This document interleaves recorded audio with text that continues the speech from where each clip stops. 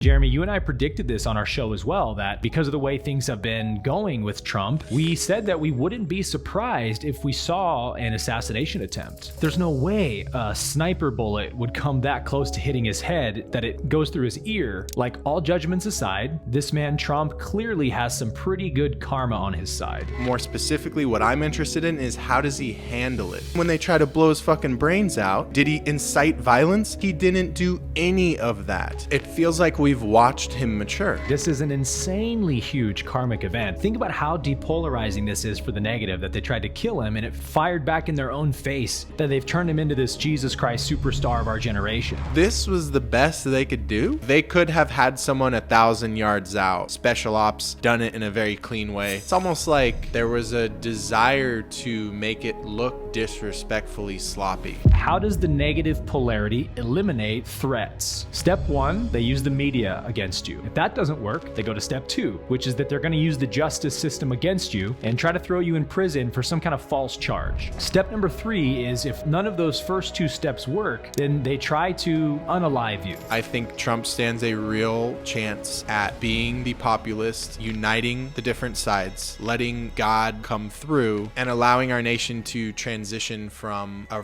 very rocky, volatile fourth turning to one in which it's more around unity.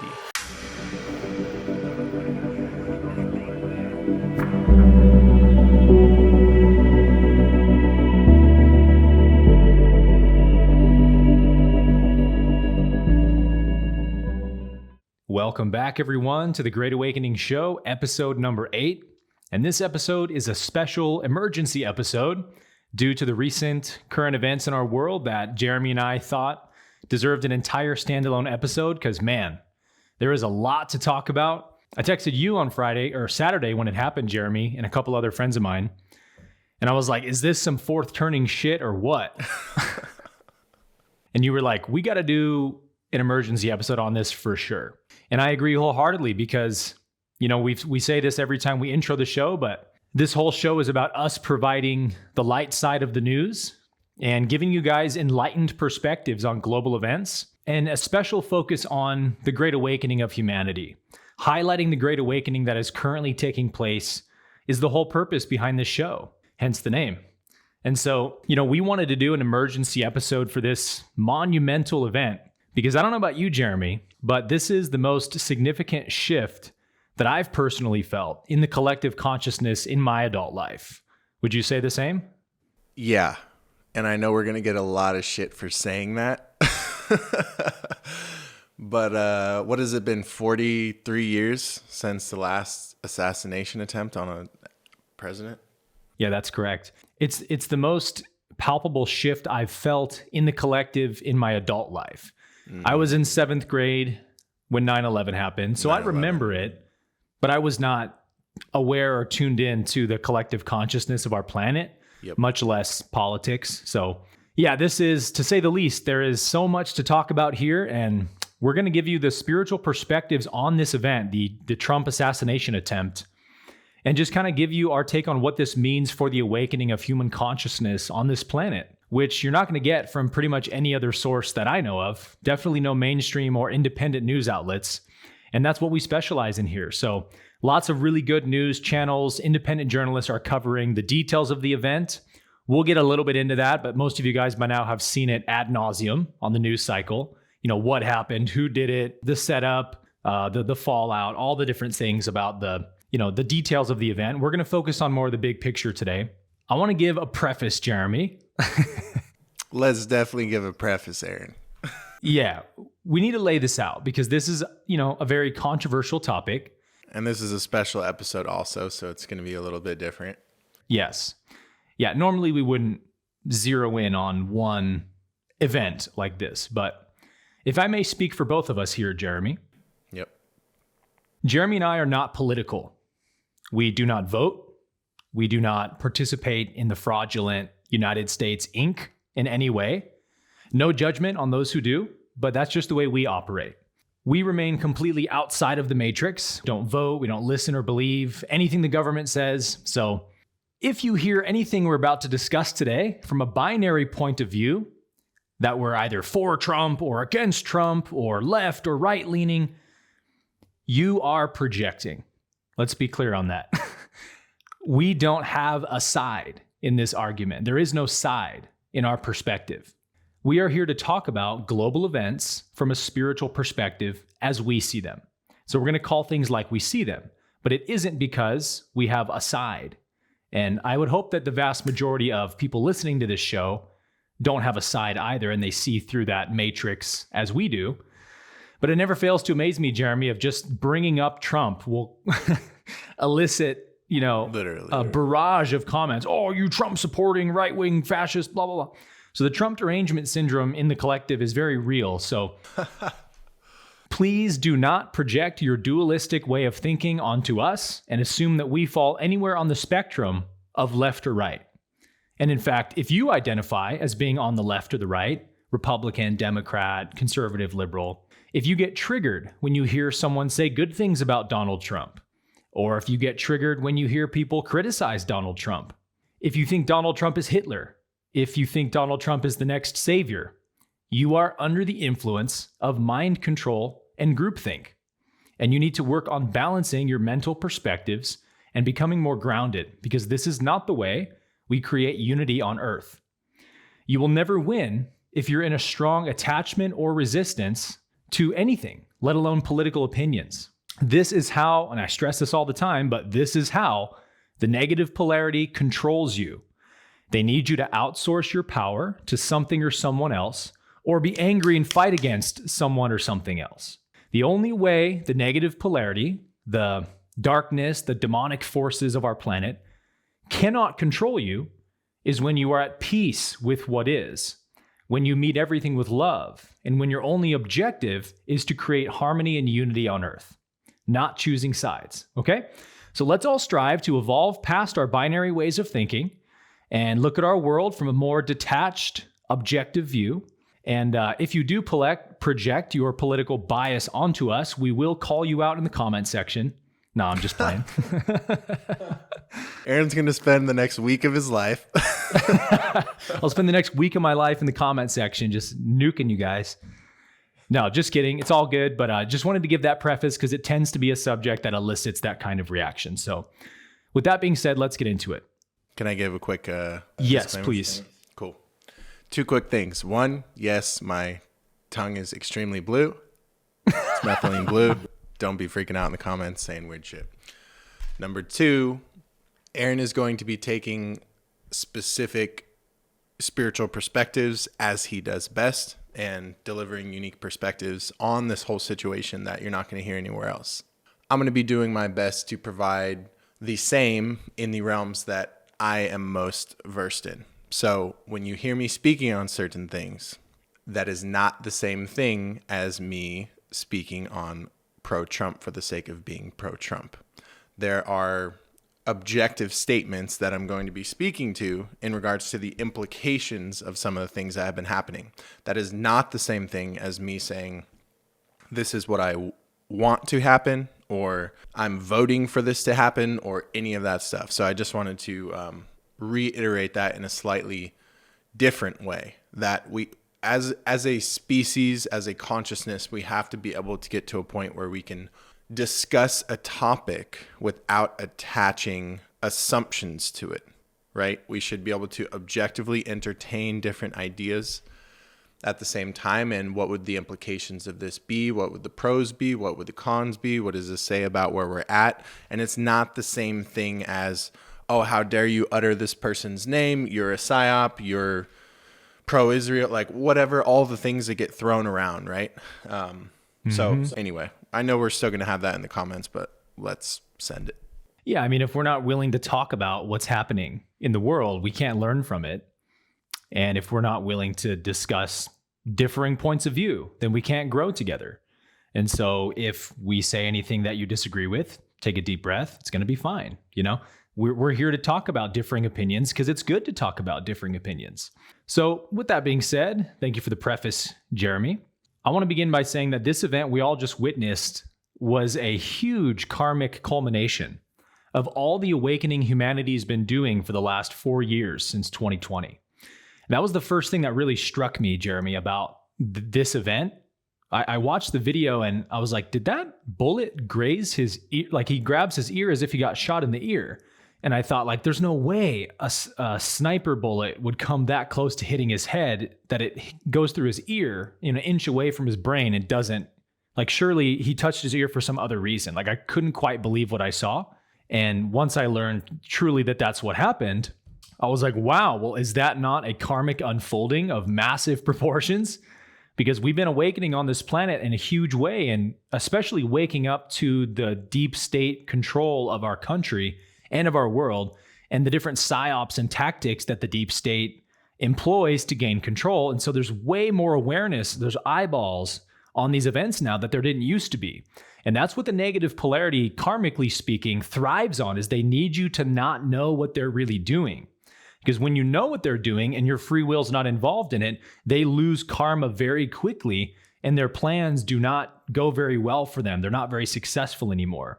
They thrive on remaining in the darkness and in the secret, right? So this event of Donald Trump surviving an assassination attempt on live TV may be the turning point in not just American history, but maybe even world history to some extent, that we're going to look back on one day and say, wow, that moment sparked the beginning of the end for the deep state. Literally. So like we're watching the laws of karma play out before our very eyes. And if you have the awareness to see karmic law at play, then watching the news cycle right now is like watching God put on a masterclass of karma and spiritual balancing. It's just an astonishing and really exciting time to be alive. So I'm going to break down this whole thing for you as I see it from this perspective. And Jeremy, if you have a point you want to add or a question you want to add, feel free to interrupt me at any point. I'm just going to get on a railroad track here for the next few minutes. Cool. I just want to quickly share the tagline of the show that came directly from your mouth. We've said it a few times, but it goes perfectly with what you're saying. Quote, "The greatest show on earth is happening right now. It is by far the most interesting show in the world, and no one is really talking about it. That is what the Great Awakening show is all about." End quote.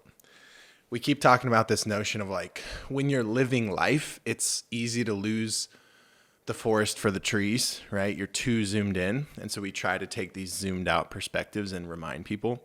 But this is one of those defining moments where it seems like time stops and people get snapped out of their days. Mm-hmm. And it's not about Trump. It could have been anyone. He's just the archetype. He's the avatar, right? He's a video game player. But it's truly fascinating to be alive for this. I'll stop there and let you move forward.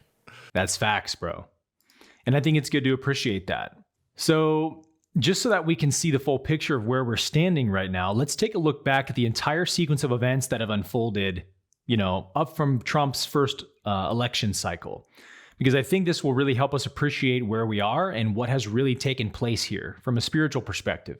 So as we talk about often, for the last, well over 100 years now, America, like most developed countries, has been controlled by elite banking families, people with great lust for wealth and power, deep state, all kinds of names.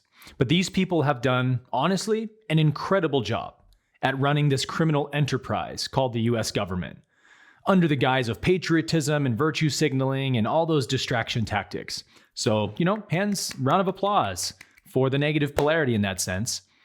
But let's learn from this mistake that we've allowed to be pervade on us for the last 100+ years in this country, so we don't repeat this again, right? The negative polarity are the masters of disguise.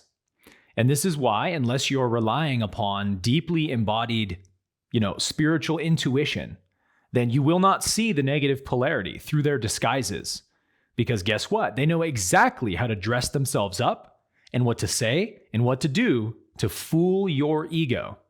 So that's why I said at the beginning, if you're picking sides, if you're attached or in opposition to one side or the other, you are being played and you are under mind control. That's a fact. And in fact, the negative polarity literally thrives on controlling the ego in people, which is why Negative entities cannot control or influence you if you have transcended your ego. This is why my purpose on earth is to help teach humanity how to transcend and integrate ego so that we can move towards a planet of unity and love. And I teach these principles through all my courses in 4D University, my YouTube channel. There's plenty of material for you if this is something you feel called to pursue. But the bottom line here is that the deep state or shadow government of powerful financial elites have been using our government as a weapon to exact control and wealth and power over humanity for well over a century. And they've hand-selected and bought out virtually every president in our country's history, besides the ones who they've killed or tried to kill: Lincoln, JFK, Reagan, now Donald Trump. They've been enjoying almost total control of the US government up until this billionaire tycoon with a huge ego who loves to kick ass and win, baby, win, Donald Trump, entered the picture. Trump sort of, to me, Jeremy, represents like the first true outsider who was able to beat a deep state candidate, Hillary, in 2016. And we've talked about this, I think, on the last or previous episode, that Trump getting elected, to me, represents an end of an era. And that era was when the deep state hand-selected both candidates, left and right, Republican, Democrat, right? Every candidate would be ultimately under their control, so it doesn't really matter who wins, and they can give the people an illusion of an election because the deep, dark powers at the top of the pyramid are puppeteering both of those candidates, and they don't care who wins because they're going to get their way either way. With Trump getting in, beating Hillary, which shocked everybody, especially the deep state, to me that said, okay, the populist candidates have now entered the chat, We're no longer going to see only two deep state candidates. People can see through it now.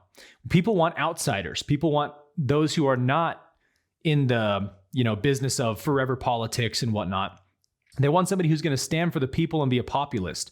So I think this era now is going to be a populist candidate versus a deep state controlled candidate for a while. Left or right, it's going to switch sides probably a lot, but that's where we're at now. Eventually, we'll get to a two populist candidate race, which is what America was always supposed to be. Two non-controlled people who genuinely want to help the people and vie for the people. So we're inching towards that, right? And Trump kind of represented that first big step in that direction. So on this show, we like to highlight the strategies of the negative polarity, right? We do this so that we can be more aware of how the darkness operates so as to avoid falling into their traps. And so we've talked about their strategy for taking mass control, which is called the Hegelian method. And they use this method every single time, without fail, without one single exception that I know of. Every single psyop, like clockwork, it's the same single strategy: problem, reaction, solution. It's truly the only real play in the negative polarity playbook. There's many ways they dress it up. There's many ways they make it different each time, but it's the same fundamental basis, right? Create a problem, control the reaction through the news media and politicians, and then provide the solution to the scared populace that wants a solution. This is how they've taken all control in history. You can go back to any PSYOP, 9/11, Emergency Banking Relief Act, you name it, it's always this method. But on another hand, there's a different type of play sometimes, which is how does the negative polarity eliminate threats? Now, Andrew Tate has famously gone on record exposing this strategy over the last few years because he's been a victim of it himself, which is step one: when they identify you as a threat, when you're out on the internet or on the news, giving away their plans and secrets, exposing their strategies, calling them out, doesn't matter like who you are. If you call them out, you're a target for them. And so they put you into a process. Step one, they use the media against you. They try to demonize you and cancel you and persuade people to stop listening to you, right? And this is even what you'll see egos do to each other in arguments, right? Two egos arguing turns into a smear campaign, a smear fest, right? It's a food fight. It's you're this, you're that, ad hominem, name, attack. Egos are trying to dethrone the reputation of the other so they can win. That's step one. If that doesn't work, they go to step two, which is that they're going to use the justice system against you and try to throw you in prison for some kind of false charge. And almost always, it's a sexual assault allegation of some kind. And they call up all your ex-girlfriends or whatever and say, hey, did you ever experience anything like XYZ? Because if you did, there's $1 million in it for you. Oh yeah, I think he definitely did that to me. Okay, great. You cool to go on record? Awesome. And then you're in jail for a sexual assault allegation. That's usually how they do it. It's also sometimes financial crimes or tax evasion. But that's step number 2, is they try to throw you in jail for some trumped up charge. Step number 3 is if none of those first 2 steps work, then they try to unalive you. Let's put it that way. And what's interesting, Jeremy, is that in the Law of One, there's a part of the sessions where Carla, being the channeler, was under attack from a 5th density negative entity. And this entity was making her very sick. And it was turning up physical distortions she had in her renal functions and her a couple of kidneys, I think, giving her physical problems that would make her stop channeling Ra. And so they were giving her lots of nutrition and healing modalities and giving her lots of energy so she could continue the channeling sessions and praying for her and stuff. And so the negative entity's physical attacks weren't stopping the contact. And so some other crazy stuff starts to happen to her, and I won't go into that, but the questioner, Don, he asks Ra, what is the negative entity's purpose at this point? Like, none of what it's doing has worked. Clearly it's losing polarity, right? Why is it still trying to, what's the point? And Ra says, the negative entity wishes to eliminate this instrument from her physical vehicle. And then Ra goes on to explain that if a negative entity's attempt to control somebody in any way, and silencing somebody is a form of control, if it doesn't work, the negative being loses polarity. And so after a certain loss of polarity, they say, let's just cut our losses. The only way to salvage this is we got to kill this person, get rid of them. And then they can sort of salvage some negative polarity from it. We're talking about spiritual metaphysics here. This is how dark negative beings become darker and more powerful on the negative path. If they try to eliminate you and you avoid their plans, they lose negative polarity. And so eventually they have to go to the last resort, right? Which is risky for them, but if they have to do it, they'll do it. So we've seen this playbook 100 times, but we have never seen it on such an obvious display as with Trump, right? Trump began his campaign calling out the deep state from the very start. One of his first political speeches, he famously said, I'm going to drain the swamp. Drain the swamp, drain the swamp. That was his almost his campaign slogan for a while. He talked very openly, just like JFK did, about the shadow government that's taken control of the country and how he wants to eliminate them and restore America to its former glory. And so the left first came out to try to smear him for saying that and say, oh, make America great again. What, you want to make it racist again? You want to bring slavery back? When was America ever greater than it is now? We're already the greatest country we've ever been. But what Trump meant, of course, was to restore America back to its constitutional foundations before the deep state's tentacles took over this country and corrupted it from the inside. And so Trump has always been one of these, he's always been one of the most famous people in America. So when he started campaigning on these things, and he's got this massive fan base already, the deep state immediately identified him as a huge threat and put him kind of under their crosshairs. So from 2015, before Trump even won the election, we saw this all-out media campaign assault on this man. And even by 2015, Jeremy, I don't know about you, but I was already sick of hearing about Trump and all Trump's Hitler, Trump's bad, Trump's evil. Before he even got elected, I was tired of it, And I think most of the world was, I think most of America was, but they didn't stop. They just kept the campaign going, and there was the entire fake Russia collusion hoax that they made up and pushed and lied about over and over on live TV for a year and a half. They aired all the dirty laundry they could possibly find on Trump on the news 24/7, to try to make everybody hate this guy and label him as Hitler, horrible person, definitely not going to vote for him. And calling somebody Hitler is like an enormous statement to make. You better have some serious proof to back that up. Otherwise, you should be someone that no one listens to anymore. Let's put it that way. You should have some kind of evidence of here's him calling XYZ race the superior race, just like Hitler did. Here's Trump calling for the genocide of this or that race, just like Hitler did. Of course, Trump is not the next Hitler, but they needed to paint him as that, the worst possible thing to get people to not vote for him.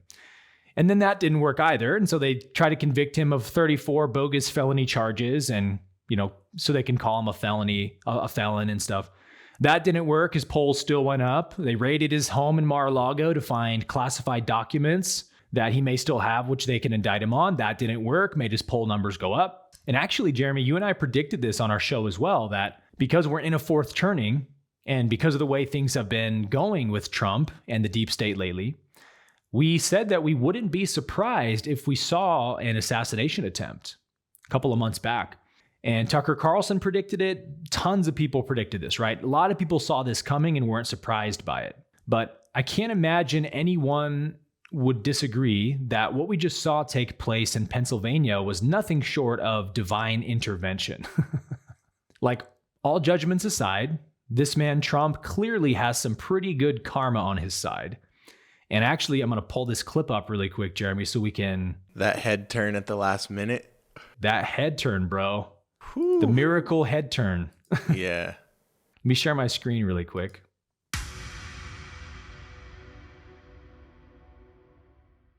So check this out. Take a look what happened. Take a look what happened. Take a look what happened. I mean, the second he turns his head. Yep. Have you seen the one where they turn his head into like a face scan and they show it in like a more That was metaphysical PBD way? posted that, right? Yeah. Yeah, let's pull that up. it's- All right, let's play this. Take a look what happened. So It's crazy, bro. insane. His head's like bobbing around too. Death was just whispering in his ear, bro. Yeah. I mean, he turns his head like an absolute nanosecond before that bullet whizzes by. Yeah. Take a look what happened. Oh my goodness. So, I mean, bottom line there is you'd be hard pressed to say that there wasn't some form of good karma at work there, right?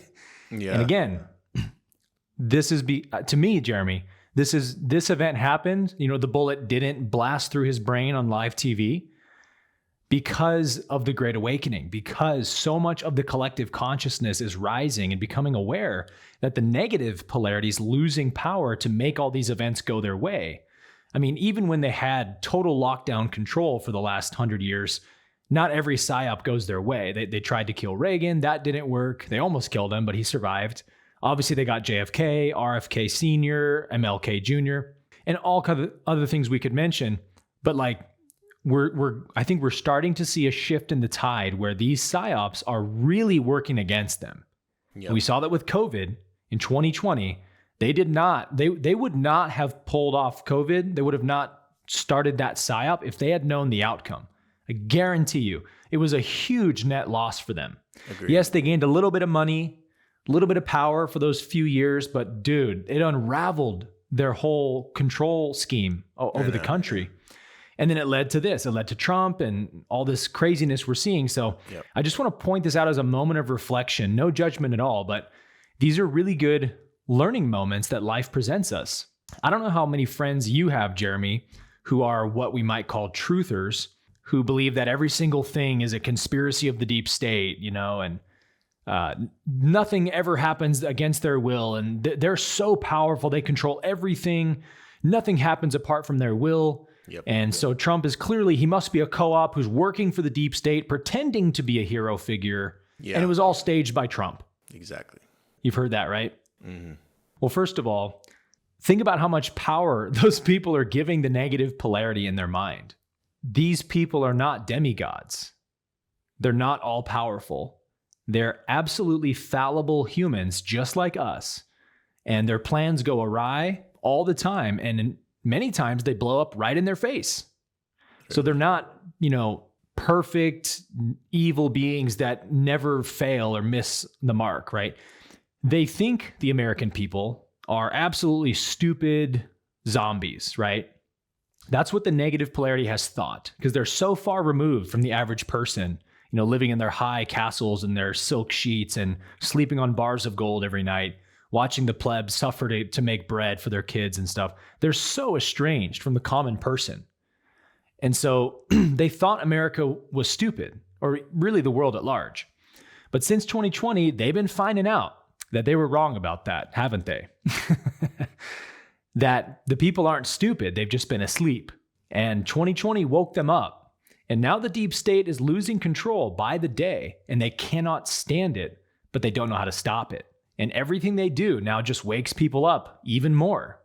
And so they're getting more desperate.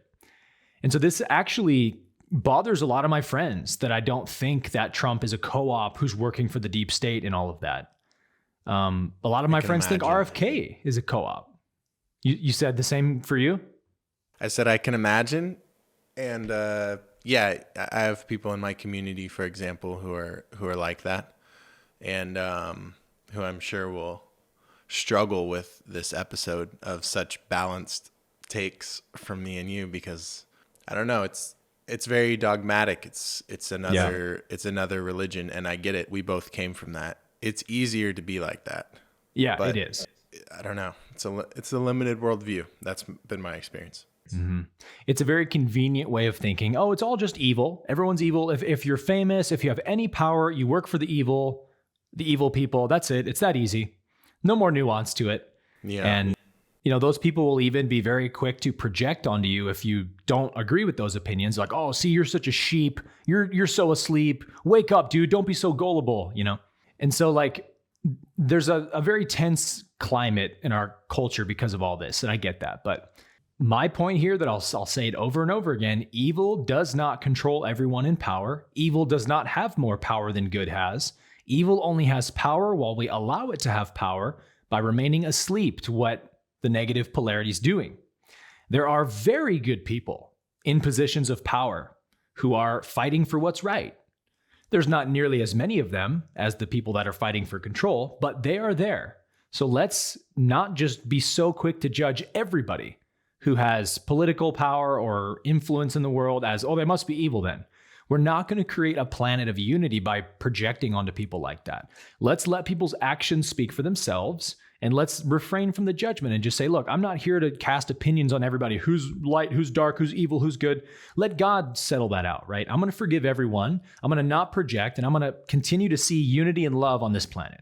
That's my job. And the dead giveaway, by the way, for someone who's not playing for the deep state, is that it's the people that they attack, right? Whoever they attack, relentlessly attack, is clearly not on their team. Like, the negative polarity will not attack somebody playing for their team. They don't have enough stability within their negative structure to afford that, right? They don't have real unity. The negative polarity is everyone's in competition with each other, but they work together just while they have a common goal to accomplish, like controlling an entire planet, which is really freaking hard, by the way. They have to have fake unity and cohesion amongst them while that's happening. But as soon as they get the control they want, you always see a fight for power amongst them. Yep. We're actually seeing this right now, Jeremy, with the Democrats, with Biden versus the Obama faction, the Gavin Newsom faction. All these other Democratic deep state actors want in on the presidential ticket, but the Biden administration's like, we're not done having power. We'd like to keep our seat. Thank you very much. So Biden's like, no, I'm not backing down. And the whole media is like, no, back down. We denounce you as our candidate. And he's like, bring it on. After the election, that was crazy. Yeah. That was the first time in my lifetime I've seen, you turn on a Democratic news outlet and their own people are roasting them. It's not often, right? They don't attack their own unless they have to because they're so lustful for power. Yeah. Then they'll do it. But Jesus touched upon this principle, Jeremy, when he was accused by the priesthood of casting out demons by the power of Satan. Do you remember that passage? Mm-mm. The priesthood accuses Jesus of casting demons out with the power of Satan. And Jesus basically says, you guys obviously don't understand how this works. He says, if Satan drives out Satan, his whole house is divided, and a divided house cannot stand. If I cast demons out, I must only be doing it by the hand of God. Satan cannot drive out Satan. So like these things seem obvious to us who study the metaphysics of polarity, but to those who don't understand how the negative polarity works, they sort of project their fear, onto everyone and assume that no one can be really good. They're all bad and Trust wolves issues. in sheep's clothing. What's that? Trust issues. A lot of people have trust issues. Bingo. So many people in our country right now are in such a state of cognitive dissonance that they can't believe anything their eyes see anymore. It's pretty fascinating, actually. And it's understandable, right? But nonetheless, we just witnessed one of the most incredible and monumental events in world history. And most people I know, response was, yeah, whatever, like I believe that. It was clearly staged and I'm not falling 100%. for it. I was like, oh man, what a bummer, like to miss out on this incredible moment. No, you actually did see what you just saw. Mm-hmm. He really did get shot at. Initially all my friends in my big group text, they were like, oh, it was a piece of glass from the teleprompter. Oh, it was fake bullets. It was all staged. He has blood packets by his ears, fake blood. And they were just throwing out all these conspiracy theories. And then it came out that the man, Corey, forgetting his last name, retired firefighter, father of 2 daughters, got shot and killed. Or whatever, yeah. Yeah, and then 3 other people got shot. Mm-hmm. So there was clearly real bullets flying. So you want to convince me that Trump concocted a plan to have an assassin shoot him through the ear with a sniper? Mm-hmm. Not convinced, personally. You're about to get canceled from your friend group, Aaron. How dare you not subscribe to groupthink? If it's supposed to be so, let it be so. But I just think it's kind of funny that literally no matter what happens, some people are in such a state of cognitive dissonance that they don't think anything that's happening is truly happening. You know what I mean? It's all a stage play to them. Yeah, let's talk about this for a minute. I woke up in the sense of the truther stuff in high school. I used to tell my mom about 9/11 and the Clintons back when I was smoking weed all day, every day. And she was probably just like, all right, you're fucking gone. Watching Zeitgeist in your bedroom. Yeah. I used to watch, different documentaries, and I used to try to put her on to the lizard people. And she was not having it. Not having it, right? Because I had no sort of embodiment, and also the world hadn't gotten there yet, right? Yeah. I've been on all sides of this spectrum. I'm sure you have too, Aaron. It's very common to wake up to that stuff and then you make it your identity. But here's the thing. Some people get stuck. They get trapped in that initial box of this is who I am and this is what I believe. And that is, in my opinion, intellectual and spiritual immaturity. It is a sign of maturity to be able to admit, I used to believe this, and you know what? I've actually changed my stances. That is such a rare quality nowadays because, and I mean, we could go as deep as we want to go here, but there's so many aspects that are working against us. For starters, we're tribal animals. We want to belong. We want to be a part of the tribe. So for example, if you hadn't done the amount of inner work you've done, Aaron, to know, number one, that you are not your I, and number two, to be comfortable in who and what you are and what you stand for, you wouldn't speak out against the group chat that you're in, right? Because you want to belong. That's just base for starters. Number two, once we adopt certain beliefs, guess what starts happening? We speak them out, whatever. We use them in conversation. We start getting validation. We start making more friends. We start getting compliments. People tell us you're so smart. Oh, I agree. We can be friends because we have the same beliefs. We start getting all this feedback, and it feeds the beast. And now, before we know it, we reach this point where we don't know who we are outside of our beliefs. And the problem with that is that if you try to then deconstruct your beliefs, tear them down and reconsider them from a completely different outside vantage point, outside of your self-perceived personality and identity and these constructs that are literally fake, they're self-created, you're up against, well then, who am I? What am I? Where do I belong? Where would I fit in? And so there's a lot to unpack there, right? So I guess I share that because number one, I get it. But number two, I want people to have greater awareness around that. Like, I used to have a lot harder stances. I don't know if you can relate to that, Aaron, but I used to make some absolute statements.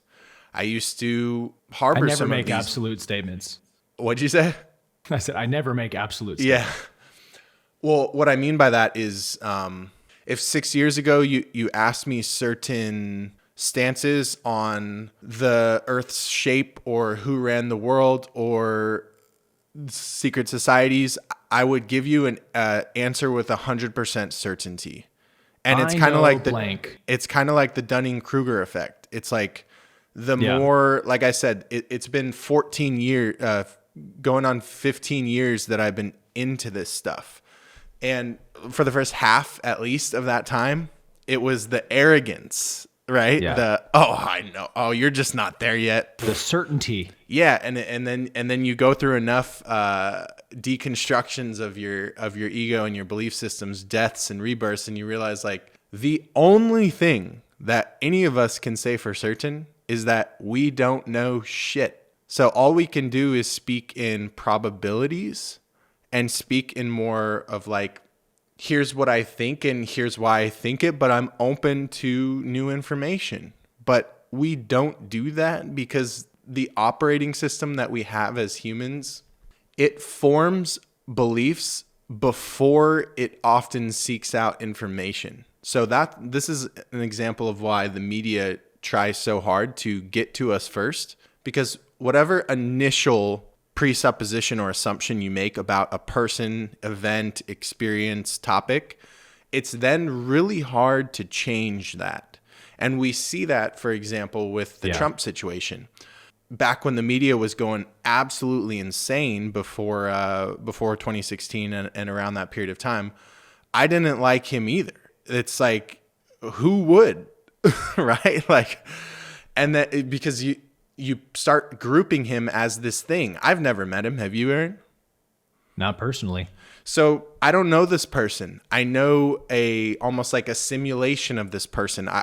There's an archetype in my head that I go, okay, this is Trump. And I put him into convenient boxes in my mind to make me feel better about the complexity of the world, right? So I skip steps. Yeah. I have mental shortcuts and I go, okay, he's like this, he's like this. Here's his temperament. Here's what he'd probably do in this situation. Here's what he believes. Here's his pros. Here's his cons. And we do that with the whole fucking world. This is called heuristic bias. We oversimplify things. We put them into boxes because the world would be too complex. If we saw objective reality and we didn't have our conscious mind to filter shit, we would be like schizophrenic, curled up in a corner. Like, it would be too much. So we do it and it helps us.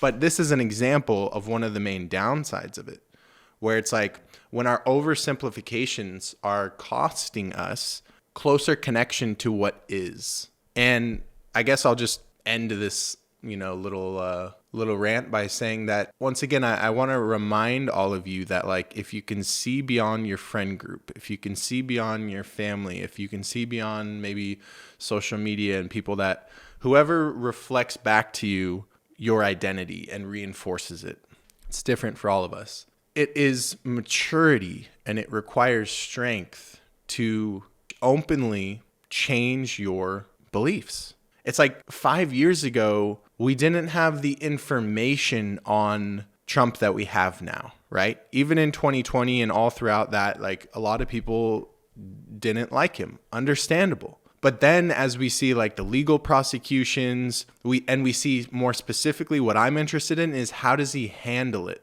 How does he conduct himself as a man during those experiences? Does he play the victim? Does he shift blame? Does he get super toxic? Does he seek vengeance? He didn't do any of that. And then you see him when they try to blow his fucking brains out. What did he do? Did he incite violence? He didn't do any of that. He gave God all the credit. Literally. So it's like, it feels like you're watching, and this is where it gets slippery because I already have spider senses tingling about the truthers in the comments. Like, this is their agenda. You're falling right into it. Can't believe you think this. Mm-hmm. He's a psyop, bro. He's a co-op. Yeah. But sure, I guess it's the craziest movie ever conducted. But it feels like we've watched him mature. He used to be 100%. extremely polarizing, but you have to understand, like, when you're trying to win a campaign, it's not just you. There's hundreds and hundreds and hundreds of people behind you. They're putting out polls. They're constantly conducting market research. They're figuring out telling you what words to say. They're telling you what stances to take. They're telling you everything. You have experts in every little arena all around you. And some people listen to them more than others, right? Biden, zero mind of his own, so he's just regurgitating. Someone like Trump maybe overrides things he's told, but he's still getting all this feedback. So I can imagine when you're going into an election, the most important thing, or a campaign, the most important thing is to craft what is our angle for this campaign, right? How are we going to win this election? What is the message we're going to tell? And I think that the last election, Trump went way too, the country was tired of being polarized. He was too aggressive. He was too polarizing. He pissed people off. But we don't know Trump. And I never stopped to consider this until very recently. I don't know if that's actually him. It's kind of like Andrew Tate. Have you ever seen on the internet from some of like people that more so know Tate, and they talk about how fucking nice and much of a gentleman he is off camera? Mm-hmm. It's like, that's a persona. Mm-hmm. He is like, apparently, from people who have interviewed him and actually met with him behind the scenes, like, apparently he's incredibly nice, like reserved gentleman. Mm-hmm. But you turn the camera on, don't fuck with him. He lets it fly. Yeah. So like, how do we know that Trump isn't like that? Right. We don't. And so I'm just starting to entertain these possibilities because I'm starting to see him in a little bit of a different light. There's also that aspect of like, he's getting older. Mm-hmm. You're allowed to learn. You're allowed to make mistakes and to grow and to change. You're not who you were 4 years ago. So the same way, like, I don't believe some of the super hard stances around like, this is what it is on things I could never prove. I will never meet the Illuminati.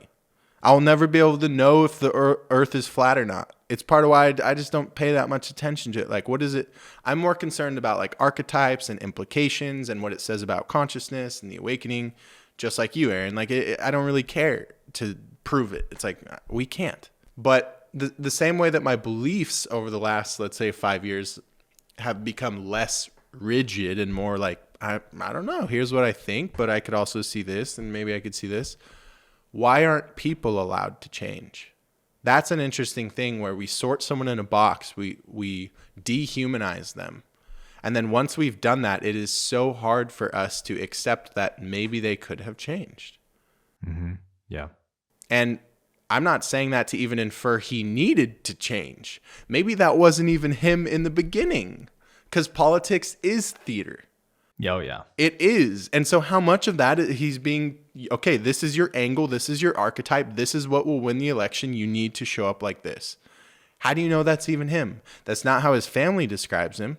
It's not how people who have had relationships with him for decades describe him. Dana White, Tucker Carlson, people that have had genuine relationships with his family. They eat dinner with his sons, Robert Kiyosaki. They've known him since he was a young dude. RFK Jr. They don't necessarily describe him like that. Nope. So that's where it's interesting. And me and you are more like in the limelight, though literally specks compared to that amount of limelight. But I'm just saying we can both, like, I think that's why I can entertain that. Because there is a big difference for a lot of people when they turn the camera on and when they don't. And I can easily understand how we're not seeing. So the same way it's like, oh, it's all a simulation, like it's all fake. Well, the same, if you can entertain that, then why can't you entertain that maybe what we see isn't fully what we see? And there are spiritual elements at play that run shit in this dimension. And it is possible that people, I'm just saying I'm not ruling it out that spiritual intervention is a real thing. And it seems like if we were ever going to see it, what the hell did we just see? And I'm saying that both from the perspective of like, should have been taken out, the karma perspective you mentioned. And I'm also saying that from a perspective of like, this doesn't seem like the same person. Like, I didn't watch the RNC. I just caught like a little bit of it when we were to prepare for today. But it sounds like you saw more of it than I did, but from what I saw, it looked like a church. It was crazy. There were pastors speaking. They were praying over him.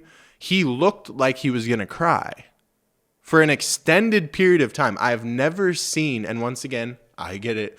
Jeremy, you're falling right into it. He's a fucking actor. That's not even Trump. It's a face mask. Okay, I understand, guys, but let's just play out if it's not. He looked truly emotional, like he almost just met God, and he understands at a deeper level than ever before why he was doing this, that maybe his ego had taken him over in the past. Mm-hmm. I don't know. That's what I was getting when you seen the clip I'm talking about. Oh yeah, I was gonna pull it up right now. Actually, yeah. It was like I showed Jax. I was like, look at this. Either this is someone with a mask, or this is a changed man, because the facial expressions, he doesn't make those facial expressions. He was holding back tears.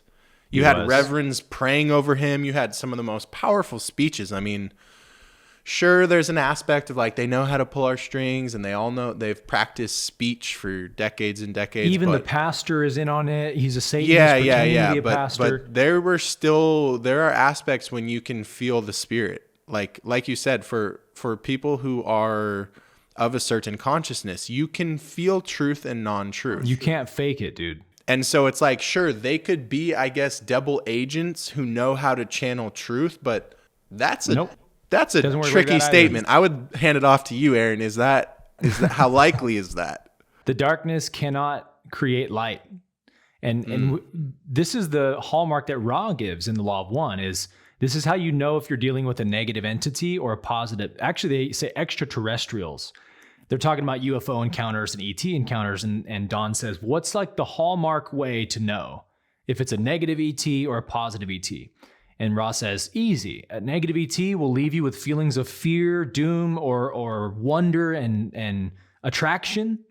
And positive ETs will leave you with a feeling of friendship, camaraderie, unity, love, oneness. It's unmistakable every time. If you look to the essence, the energy behind the words and actions, it will always tell you where it's coming from. And the RNC moment was so beautiful to me because you saw this palpable change on Trump's face. And he even posted on, I want to say, Truth Social, like, were it not for God, I should not be alive right now. And I think it was a super, as you can imagine, super sobering moment for him, because it probably said to him like, oh, wow, the will of God wants me to be alive and do what I'm doing, or it would have not allowed that bullet to miss me. And so you see this like really beautiful, soft energy on his face that I don't think I've seen from him before. I've never seen it. He spent most of his time, he's ready for war. Usually his eyebrows are scrunched, and he's tight, he's tighter, he's tenser, like that. Tight-lipped. This was like, of course, he's still, he's got some lip stuff going on, but look at his eyes. Man, he has the most parasympathetic, like, yeah. There's, I don't know. And dude, just imagine the deep state watching this video and just like melting like the witch from The Wizard of Oz. Like, no! Yeah. We turned this guy into an ice cube in the summer sun. Dude, by trying to attack Trump, they turned him into the freaking Jesus Christ superstar of our generation. Literally. Larger than, like, he became like beyond a human. Dude, because it's like it's an idea now. It's like a representation. Yes. And they single-handedly turned him into that. You know what I mean? And they know that. Think about how depolarizing this is for the negative polarity, that they're creating all this unity right here, all this love and camaraderie amongst people. Like, to me, this is the most unified moment I've seen in our country since 9/11. So yeah, like, it's undeniable what we're seeing, this moment of unity in our country, of people coming together who, I mean, I would say probably 300 million plus Americans were horrified at what they saw. Even people who don't like Donald Trump and wouldn't vote for him, like, would denounce an assassination attempt. There's very few like fringe leftists who are saying like, I wish you wouldn't have missed and stuff like that. And those people are getting absolutely cremated on social media. Yeah, that's just like Antifa people or people with like pink hair and stuff. Yeah. Losing their jobs over it, getting canceled. Did you see Jack Black? I saw the whole Tenacious D thing. Australia mentioned that they kicked him out. So Jack Black canceled their entire tour because his co-facilitator guy, Kyle Glass, I think his name is. Yep. They had like a big Bowser character on stage or whatever. And he leaned in and said like, next time, don't miss Trump, and like winks, and the audience laughs. And then Jack Black was like, I condemn that statement. I do not agree. I've canceled it. He's going to apologize. So sorry. Like this is also something the deep state hates, is that now it's not okay to talk negatively about Donald Trump right now. When is in that a matter been the case? of a week, bro? I know, man. A week ago, if you talked about like taking Trump out or him not existing, like it was totally okay. No consequences. Kind of encouraged. Like there's many people that were. I saw a video today of like a bunch of clips of like famous people. There's a guy from the UK, a super famous television news anchor. Can't remember his name, but from the BBC. And he was like, Biden, you need to get rid of Trump right now. Do whatever it takes. Kill this man. If he was Hitler in 1940s, you would have killed him. He is Hitler. It is 1940. Kill this man. And it's like, this is the most prominent, one of the top 3 most prominent news anchors for the BBC saying this. And then all these celebrities and stuff. And now it's like, whoop, can't say that. Yeah. And can you not just appreciate the karma of that? It's just amazing to me. Yeah. Yeah. And that's really, I think, what we're getting at. Like, Aaron doesn't know Donald Trump. I don't know Donald Trump. Neither of us will likely ever know Donald Trump. This is bigger than him. It's like when we've talked about some of the RKJ stuff and people are like, oh, he's a psyop, he's a Zionist psyop. Like, you guys haven't caught on to that yet. And it's like, we're talking about concepts here. Like, zoom out. We're talking about culture. We're talking about unity. We're talking about karma. We're talking about energetics. Let's replace Trump with someone else. The world would not be triggered right now. Mm-hmm. Everyone would be like, wow, this is our unity moment. They almost killed blank, this new populist who's, exciting America. They almost killed him. Now everyone votes, and it's like that's what happened. It's just bitter for some people because it was Trump. Yeah. One thing I started noticing on Twitter is like all these Democrats, specifically very famous, very wealthy ones, publicly sharing like, that's it. Trump just won my vote for the 2024 election. Have you been seeing that? Not only on like Twitter and stuff, but even like certain friends who are like never Trumpers, family members. Yep. People I grew up with, same thing. Yeah. Oh yeah. They're like, oh, I see it now. Like if they want this guy dead, he's not on their team, Yeah. Yeah. The amount of backfire is just crazy in terms of karma. It's very, very real. Yeah.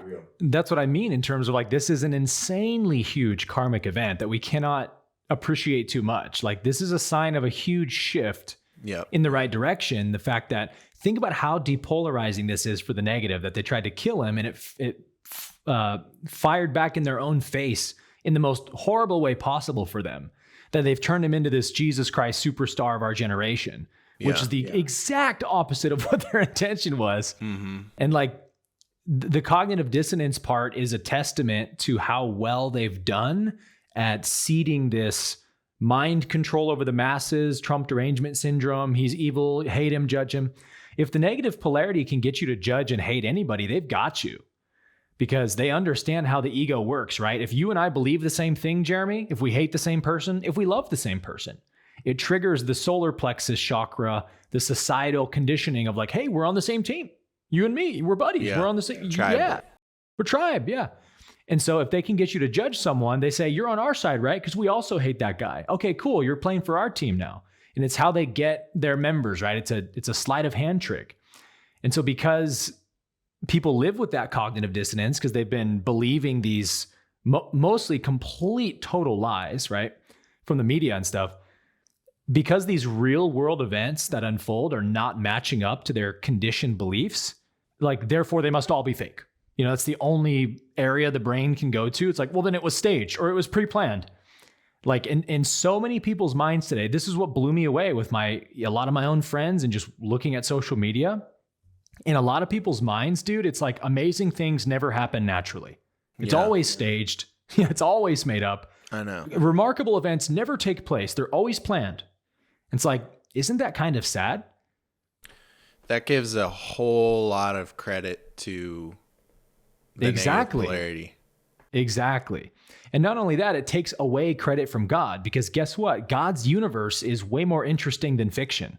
Yeah. Reality is more interesting than fiction, and we're watching God's will unfolding before our eyes in an amazing way. And so many people are missing it because they're too busy giving evil all the power in their mind. Yeah. I'm trying to think of how to articulate this thought that's been trying to come through the last few minutes. It's almost like, I'm reflecting on my own experience of how I was viewing politics and Trump before versus in the last week. Mm-hmm. It's almost like before, as a group consciousness, whether you were cool with Trump to some degree or super anti, like it doesn't matter. It's almost like as a collective, we were viewing him as separate, right? Most people look at politicians and they're just like, that person's nothing like me. They don't have my best interests in, that type of thing. And then I'm also speaking of that from a spiritual perspective. Like separation is one of the main tricks of the ego, right? The illusion that we're separate. And so there's this notion of like separation. And then the assassination attempt happened. And then the world's response. Now it feels like in an almost spiritual way, there's been a transcendence of that separation. Yeah. But in a political way. Does that make any sense? Like before it was like, oh, Trump, oh, the allegations, oh, he's sleeping with porn stars, all these different things. And then it was all about his personality, his eye construct, the separation. And we were stuck in that. No matter how spiritual we are, me and you both have very spiritual friends who are stuck in that. And the judgment, the separation, that like judging someone else as if you haven't done things you would be ashamed of. Right.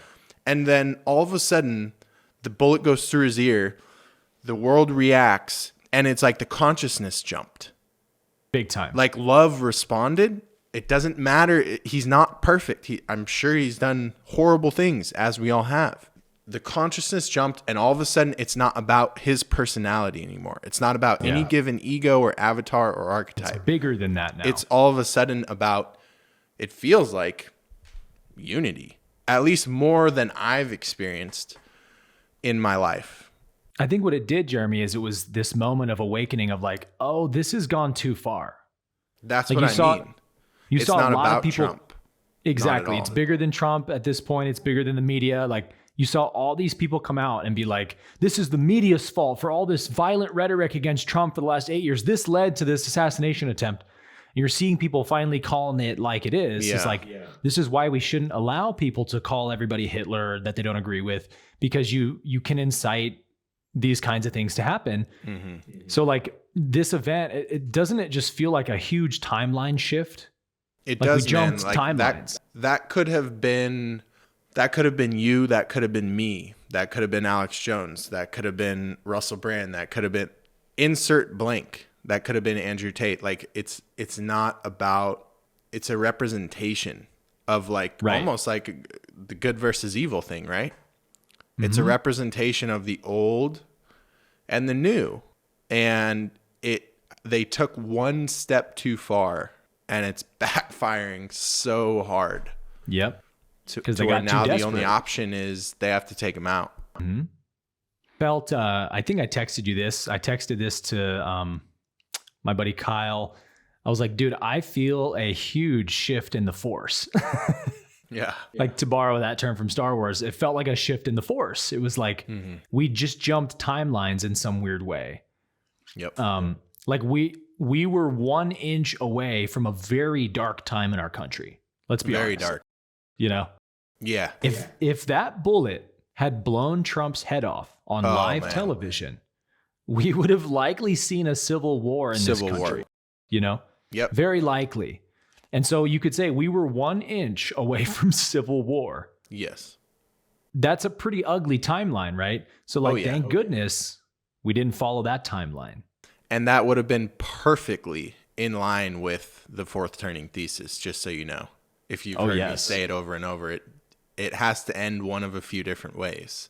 And if civil war is one of the most common ones, that was what was about to kick us into the ninth inning of the fourth turning. The problem is that is bloody.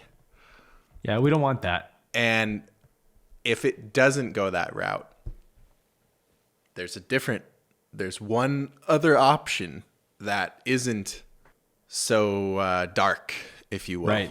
And Right. I'll be discussing that in my my predictions at the end of today's episode. So Nice. I'll kind of leave that. On the fourth turning thing, though, like, this is why I texted you, like, is this some fourth turning shit or what? Oh, dude, it's crazy. There's nothing more. Dude, an assassination attempt of a president that leads to a civil war is the quintessence of the fourth turning. Do you know There's how like nothing- happy I am that I've been like publicly? Dude, come on. In many ways, I feel like I'm being blessed similarly to how Trump was just blessed, because for whatever reason, like when I came across this, it just, everything clicked for me. And I was like, this is what I'm going to focus on. And it became a big aspect of, you know, my studies, my work, and I filter a lot of things through that of where does it fit into. And this show.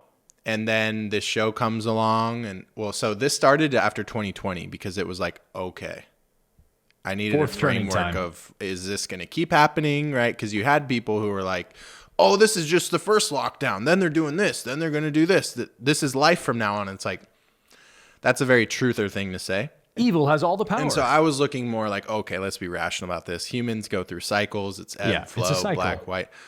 So it was like, okay, that made a lot of sense. But then time passes and a lot of people forget about it. Like, think about the shift. How long did it take after like all of we no longer had to wear masks and people could go back to work? Like, people just went back to like life, like as if Back to the Matrix. because things happen.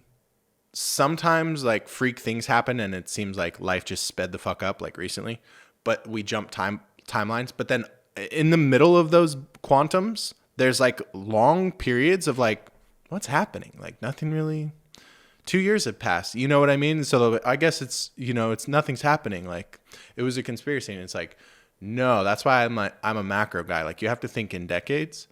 And since the lockdowns ended till now, there hadn't been a big, nothing spicy had happened. And then boom, this year has been pretty eventful. Yeah. And so, yeah, it's very, I just love this shit, man. I know you do too. I know it, dude. It's exciting to have both metaphysical and physical frameworks to make meaning of the show that we're literally both watching and living. We're like we're like the video game character in the game, and then we're also the one with the controller. Mm-hmm. It's a trip. Do you remember, dude, we talked about this on an episode as well. There's been multiple like astrologers and, you know, seers and psychics who've said there's a big event coming in late summer of 2024 that's going to change everything. And I think they even have said like it's going to be a timeline jump for humanity. I forgot about that. Yeah, but you remember it now, right? Yeah. Because we speculated like, what would that be? What could that be? And we Yeah. never could have imagined an assassination attempt gone wrong, that a bullet shoots through Trump's ear and barely misses it, killing him, and, you know, creates this crazy unity. Mm-hmm. We would have never seen this coming. But Damn. that's why you got to appreciate it, right? The deep state thought they were about to pull off another successful assassination. Yeah. But this time, against their greatest opponent ever, Donald Trump, this happens. You gotta love the poetic irony, dude. The deep state has wanted to take this guy out for years. They tried everything in their handbook, in their playbook, and they all failed. And so they were like, all right, let's do the bullet. And it goes through his ear and turns him into Jesus Christ Superstar. Literally. It's incredible, dude. Like, you couldn't write this plot. And the other thing is, the whole world just watched a failed PSYOP assassination attempt on live TV. Everybody Literally. knows who's behind it, right? And remember, we were already at record levels of mistrust in the institutions. Yes. That's characteristic of a fourth turning. When you stop trusting the media and you stop trusting corporations and stuff, that was already the case. And then you try to take out a president and deny it. And everyone saw the snipers on the roof. Like, come on. Everyone saw that. And we'll bring up some different clips that we don't want to assume everyone has seen everything. We're trying to focus on the macro, but I do have a few clips. Yeah. But it's like, I would love to see some polls in a few months. Like, think about this. By the time we get to the election, no one's going to even believe, no one's going to trust the ballot approaches and everything like that. You know what I mean? Like, or like what's being reported, like who's ahead, and like, no. So you get to a point where something's got to change. Mm-hmm. Yeah. The old world is unraveling now. Yeah. And all the old systems, even voting, I guarantee is going to change soon. So like a blockchain or something. People are tired of blockchain. People are so tired of feeling like our elections are completely, like every side says it's stolen every 4 years. It's so annoying at this point. It's like, why do we even have elections if either side's always going to say it was stolen? Like, we need a better system. We do. But I'll wrap up my point here. There's an Old Testament prophecy that says the stone that the builders rejected has become the chief cornerstone. Have you heard that? No. It's a prophecy that was applied to Jesus, but as with all prophecy is not a statement about one person in particular. Prophecies are about patterns, archetypes, events that repeat themselves. There's cycles to everything. The Essenes were huge on this. They knew, just like we know, there's 4 turnings, right? And they go through this cycle, and based on how volatile and divisive and nasty it gets in the 3rd turning, the 4th turning we know will be that much more awful. And so they predicted the fall of Jerusalem in 70 AD with perfect laser accuracy. Even Josephus, by the way, 1st century historian, said the Essenes are very detailed in their predictions of world events, and they very rarely err in their predictions.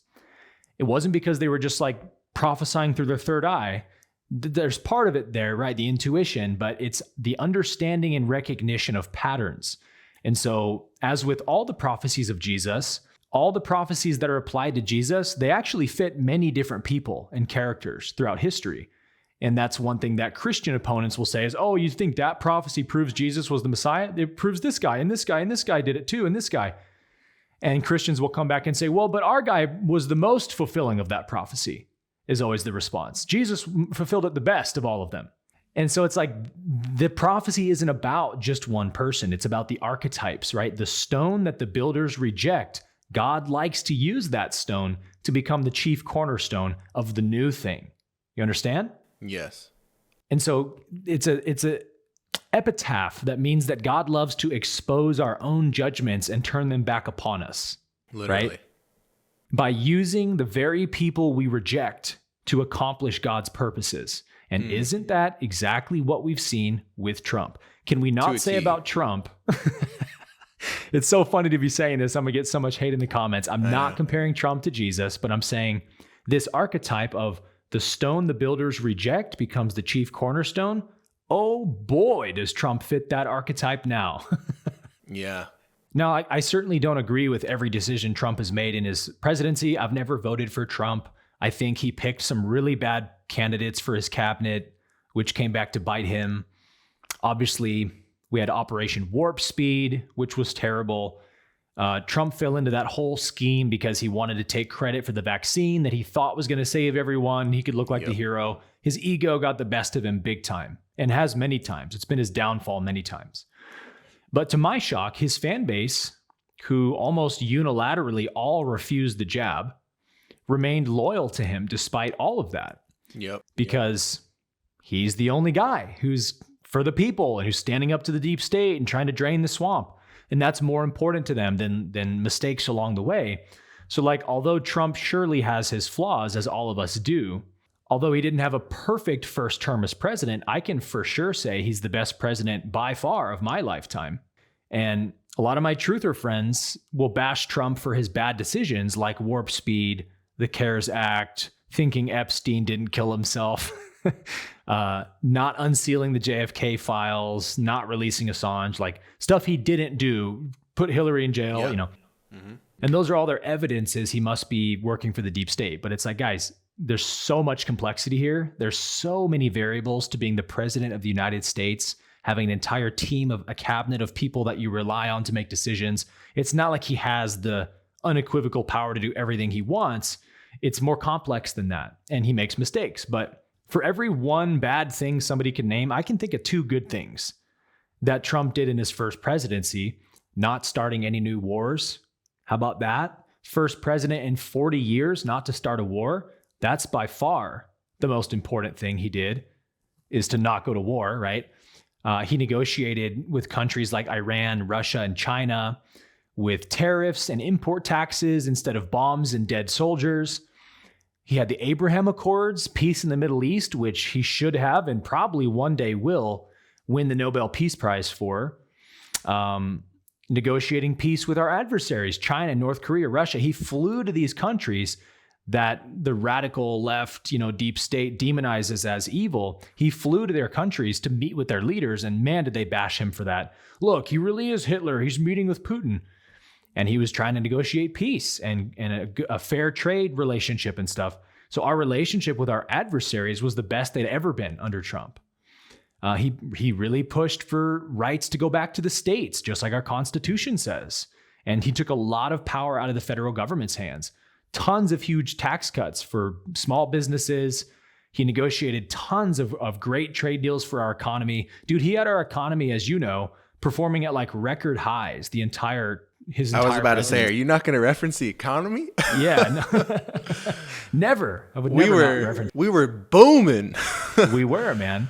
Yeah. And that's one of the things you'll hear people on the left say. It's like, well, I can't deny economy was better under Trump, And I think even besides that, Trump weakened NATO. Not many people know this, but he weakened NATO to their knees and made basically their entire power obsolete under his administration. So like, I could go on, but you get my point. Would I prefer an RFK Jr. over Trump? I personally would. But it's clear that Trump is the universe's pick right now. I think have you been seeing the stuff about RKJ might be attorney general or something like that? Well, the leaked phone call, you heard that? The leaked phone call where Trump's openly saying the vaccines, they're bad, they're causing issues, you were right. Oh yeah. And then some other stuff, yeah.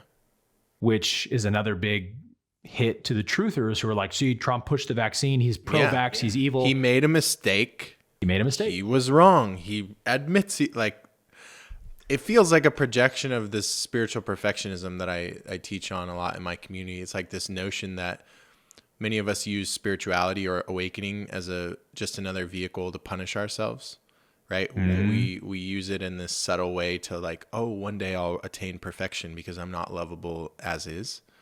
Right. It feels like we project that into the sphere of politics.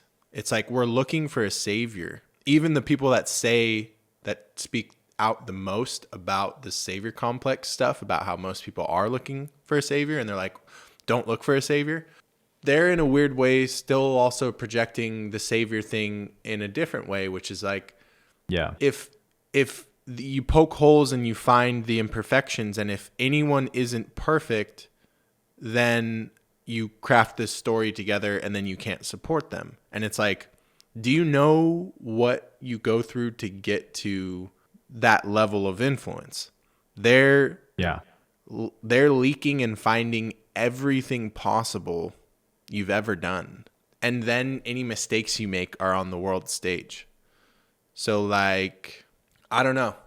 I would never want to be president, Aaron. I'll tell you that. Because me and you already get called Illuminati psyops because I used to have checkered foam panels. Oh, dude. It's like, or because we said RKJ is the best candidate. It's like, oh, now we're Zionists or something. So, or because you're friends with Shirka or different. It's like, what?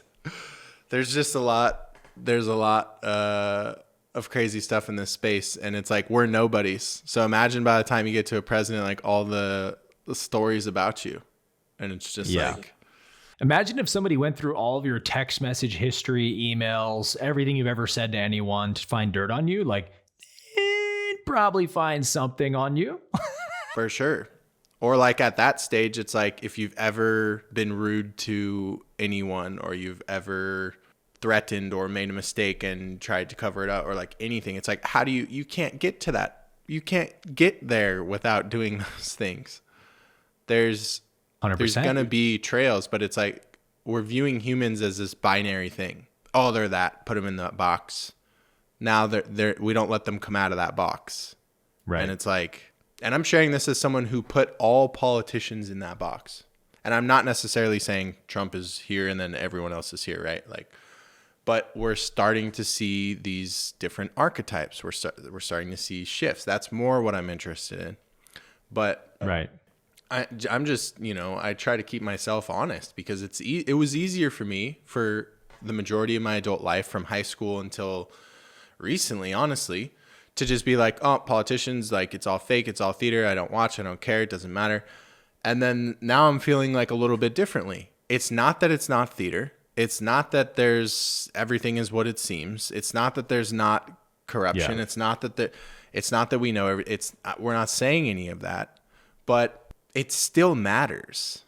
And it matters for different reasons than because voting is real or because like there's such thing as a president saving a country or any of that. Like, it matters more so from a consciousness and a unity and a where are we at in the times perspective. And I think I was just so disinterested, and I represent the characteristic millennial, as do you. We were just so disinterested. Look at the world we inherited. Look at the economy we inherited. You can't afford a home. I mean, me and you can, but most people listening, you can't afford a home. You can't just buy a home and 2 cars and on one job anymore. Both people have to work, and then you struggle and you're in credit card debt. Like there's a cynicism. And so that is more so what I'm interested in. Like, Trump is a billionaire entrepreneur who built the majority of his wealth in the real estate industry. Specifically, he owns hotels and he owns like massive, multifamily real estate and things like this. Do you think, Aaron, do you think he's incentivized because of that to make the American economy boom? Who spends money at bougie hotels, Aaron? People who have discretionary income to spend or people who are barely living paycheck to paycheck? Well, guess what? That's his customer. So if he wants his businesses to grow, who does he need to add money to the pocket of? Yep. Most candidates can't say that. Normally, their money was made from lobbying efforts, getting put on this board, and here you'll get $50 million a year, so just be quiet and vote yes. It's made in these weird fucking ways where you got the Pelosi's who make $200K on paper a year, yet their net worth is over $120 million. What? It's made in these weird ways where you just Insider trading. You go where they want you to go, and then money gets wired to you. That's literally like if you sat down, you're like, how'd you build your wealth? And they were honest about it. It's like, it just got wired to me. It's like, what? Showed up in my bank account. Yeah, like we haven't had that many presidents where it's like, I built that shit. It's just different. And that's just a side quest, but I wanted to mention that because do people even stop to think about that? What incentive does Biden have to grow the economy? That's not how he makes his money. Yep. What incentive did Bush have to grow the economy? That's not how he made his money. Yep. What incentive? Like, we can just go down the list, right? So most of them, they make their money from lobbying efforts, from sitting on the board here, from this bribe, from this company, like signing this bill that benefits Chevron, and we're going to low-key illegally send you, for $40 million. That's how they're making their money. He made his money from hotel and multifamily real estate. He made his money interacting with me and you, Aaron.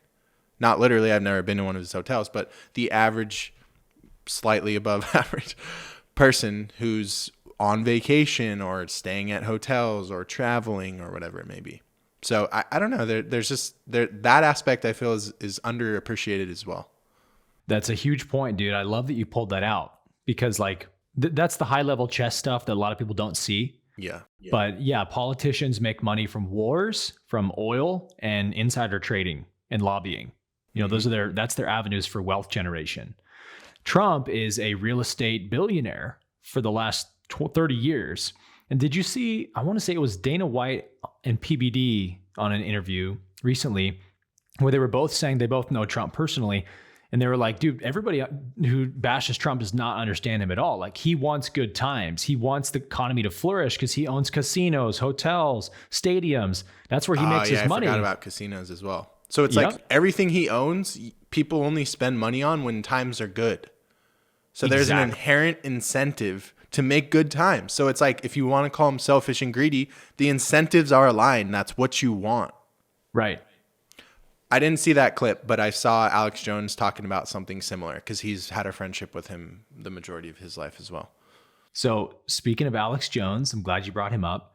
I watched a clip a friend sent me of him on Tim Dillon's podcast. Bro, he was swigging Tito's 5-6 times. Six. He was blocking the thing like this. Swigging Tito's, but you see the corner of the bottle, and then he's like ripping cigarettes, and he's like, sorry, I've been up since 5 a.m. And then he's like, you can tell he's like, he's wired. Oh, my man. My Poor man guy, just like- knows too much. Yeah, exactly, man. He lives in needs that to dark transcend space. his ego, or he's just straight madness. He lives in that dark space where evil has all the power. So Yeah, he's gotta yeah, cope. yeah. He's got to cope with something. Yeah, you know? yeah, he's got to go. Poor guy. But somebody sent me that interview clip because I had told this to my friend, this story, and he was like, dude, Alex Jones said the same thing you told me that you heard. Remember the Joe Dispenza private retreat I went to in 21 where I flew on the private jet with Marla Maples and Tiffany Trump, Jason. Yep. So I met Tiffany and Marla. Marla was like a big fan of my content, which was really cool. And so we talked the whole weekend. And, you know, it's like when you meet famous people, like, and you want to know about the inside of what their life is like, you don't want to be like quick to ask about it. You want to be respectful. And like, if they want to talk about it, I'll let them bring it up. So I was kind of dying to know what their take on Trump was, right? Because like, this is Trump's daughter, this is Trump's ex-wife. And it's a big sign for who a man is, I think, right? When a man's ex-wife speaks very highly of him. Even their kids, 1,000%. And their kids, for sure. Yep. But like, if your ex-wife speaks very highly of you, that's, kind of says a lot, don't you think? And Marla Maples, super sweet lady. She sang his praises. She's totally Team Trump. She talked so highly of him. And I won't say who it was. There was those two people. There was other people from sort of like inside Trump's camp that were at that retreat. And then there was the bodyguard, one of Trump's former Secret Service guys who's now with Tiffany and Marla and stuff. So I won't say who said this, but somebody in the Trump camp told me personally a story, and there was other people listening. It wasn't like just me, but one night at the retreat, we had done a meditation under the stars. We were all talking, and Trump came up and stuff. And they told a story when Trump went to North Korea. He met with Kim Jong-un, and he showed Kim Jong-un a bunch of statistics on an iPad of South Korea's economy. And he was like, I don't know what you call fearless leader, Kim Jong-un, whatever he would call him. He was like, look at South Korea. He's like, they're the number one economy like per capita in the world. And these are your people. These are Koreans just like you. And he says, you and me together, we can turn North Korea into this in 10 years. Imagine your economy doing these kind of numbers. Imagine the money you'd be making. You'd be making hundreds of millions a year just on business. You won't have to take control over people and weaponize the government. You can live a better life than that, just like South Korea. And they said that Kim Jong-un started crying and told Trump that he wants to do that, but he said, I'm owned by China. And Trump said, I know you are, but don't worry, I got your back. I'm in with China. I'm getting on the good side of Xi Jinping. We're having a really good relationship with China. We can work something out. I'll work something out with you, and we'll get North Korea's economy back on track. So, bro, he was trying to liberate North Korea. Damn. And came very close to doing so. And Alex Jones told that same story on that podcast, and I was like, wow, look at that. So he knows the same thing that I heard from somebody else. I did hear him say that. This is insane that you personally heard this story. Personally from somebody whose last name is Trump. How about that? You're basically Alex Jones at this point. I'll do the rest of the show with the Alex Jones accent. That's hilarious, bro. So I bring that up to make this point. I do believe, based on personally knowing people in Trump's family, based on watching what Trump actually does and what everybody who knows him in person says about him, like unilaterally, as you just said earlier, Jeremy, like everybody says he's a super nice guy, very genuine, really cares about people. There's all these stories of him like paying off people's mortgages, like especially people of color who work in his businesses. He has like extreme compassion. That's what Alex Jones was saying. He has like a thing for African-American people, which you would literally never hear that. And dude, how amazing is it that with all the Trump's a racist, like media rhetoric, Trump has never come out being like, you know how many mortgages I've paid off for black people? You know how much good I've done for black. That was literally my first thought when Alex Jones said that. I was like, I didn't know that. And then I was like, why didn't he say that? And I'm like, damn.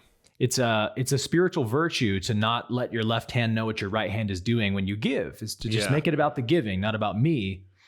So like he's always helping people around him. He's done all these amazing things. He had an amazing first term as president overall. I think it's safe to say, as far as I look at things from the light side, that this is not a being playing for the negative polarity, right?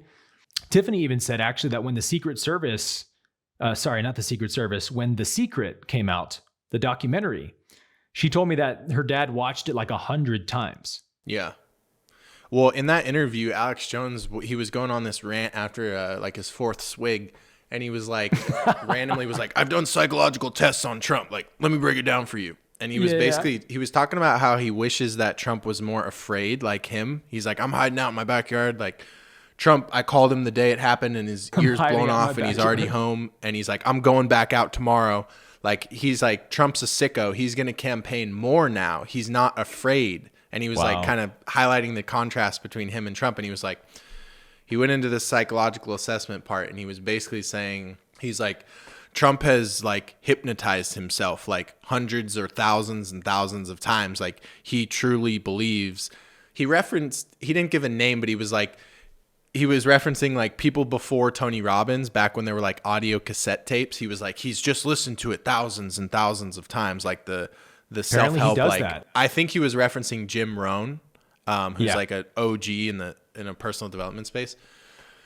He was basically just saying he truly believes like only good things are going to happen. He's like, that's not an act or whatever. So like when you tell me that, it sounds very similar to just like he has a certain view on life because he's anchored it in over and over and over and over. He sees the positive, whereas like Alex Jones is like, it's all gonna end, like they're coming for us and I'm staying in the backyard. My AK-47.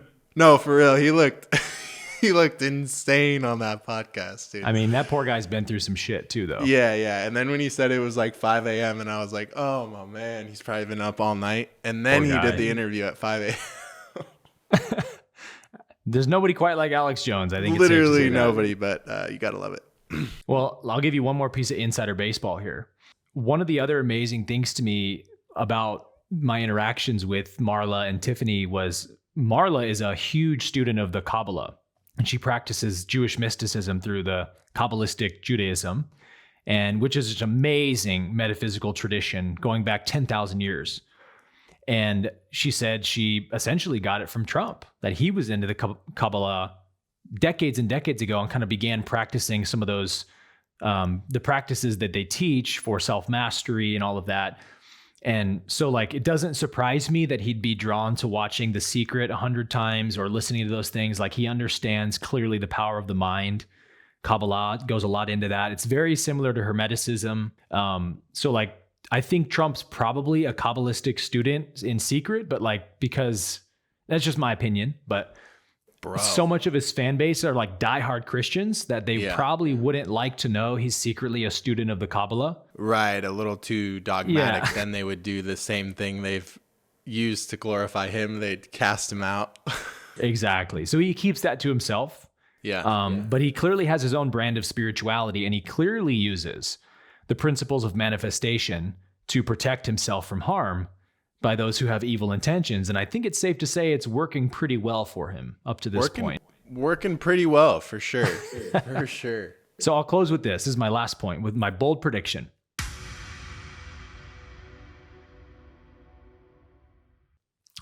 Although everything that's transpired is very positive, I don't think we're out of the woods yet. Because going back to what I said earlier about the negative polarity having a very small playbook, I think this is kind of where we're standing now, is that they don't have any moves left, you know? So understanding the metaphysics of the two polarities is, to me, a lot like understanding the game of chess. When you understand the rules of chess, you understand how to guesstimate your opponent's next move based on what moves they have available. And so if we're looking at this like a chess match between light and dark, positive, negative, white and black pieces, right, on the chessboard. The black pieces are out of moves. There's only one move available to them, which is like, I'm going to take your queen right before you checkmate me. So if you understand that, then you know that they're probably going to get really desperate now. There's only a few remaining options they have left.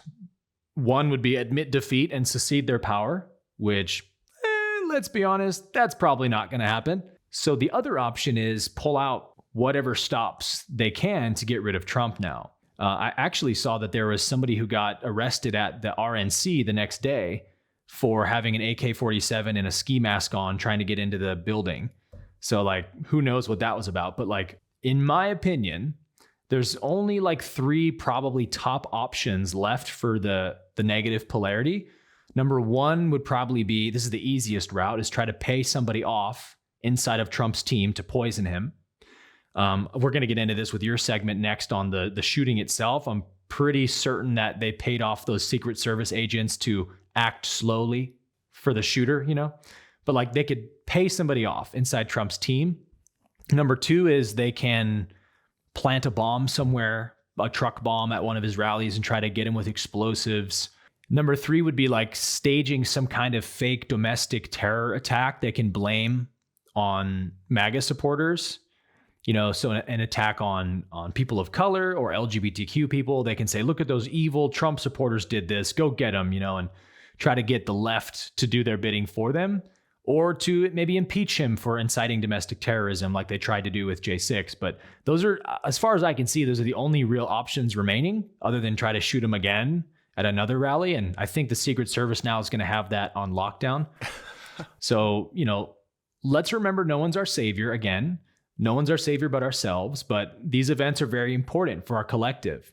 The universe uses people to create big shifts for the light, such as Abraham Lincoln abolishing slavery, Martin Luther King Jr. abolishing segregation.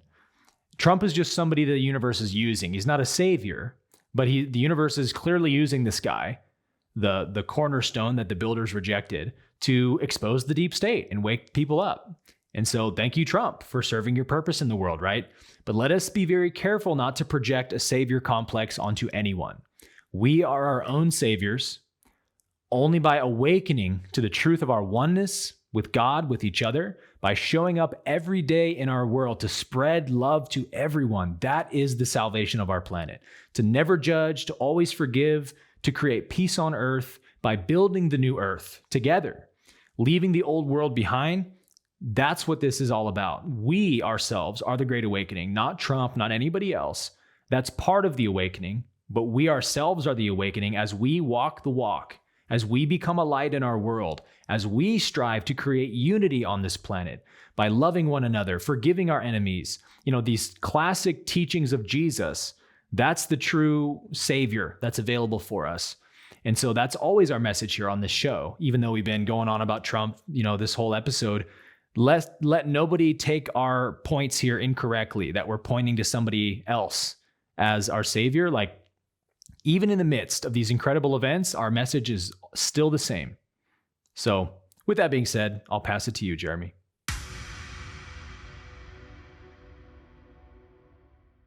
All right, guys. Now we're going to transition. I'm going to bring up a few different reaction clips. Want to get Aaron's perspective on this for sure.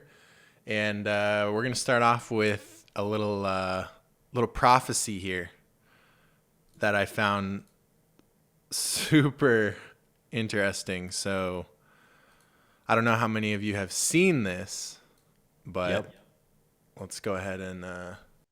all throughout America, and I saw Trump rising up, and then I saw an attempt on his life.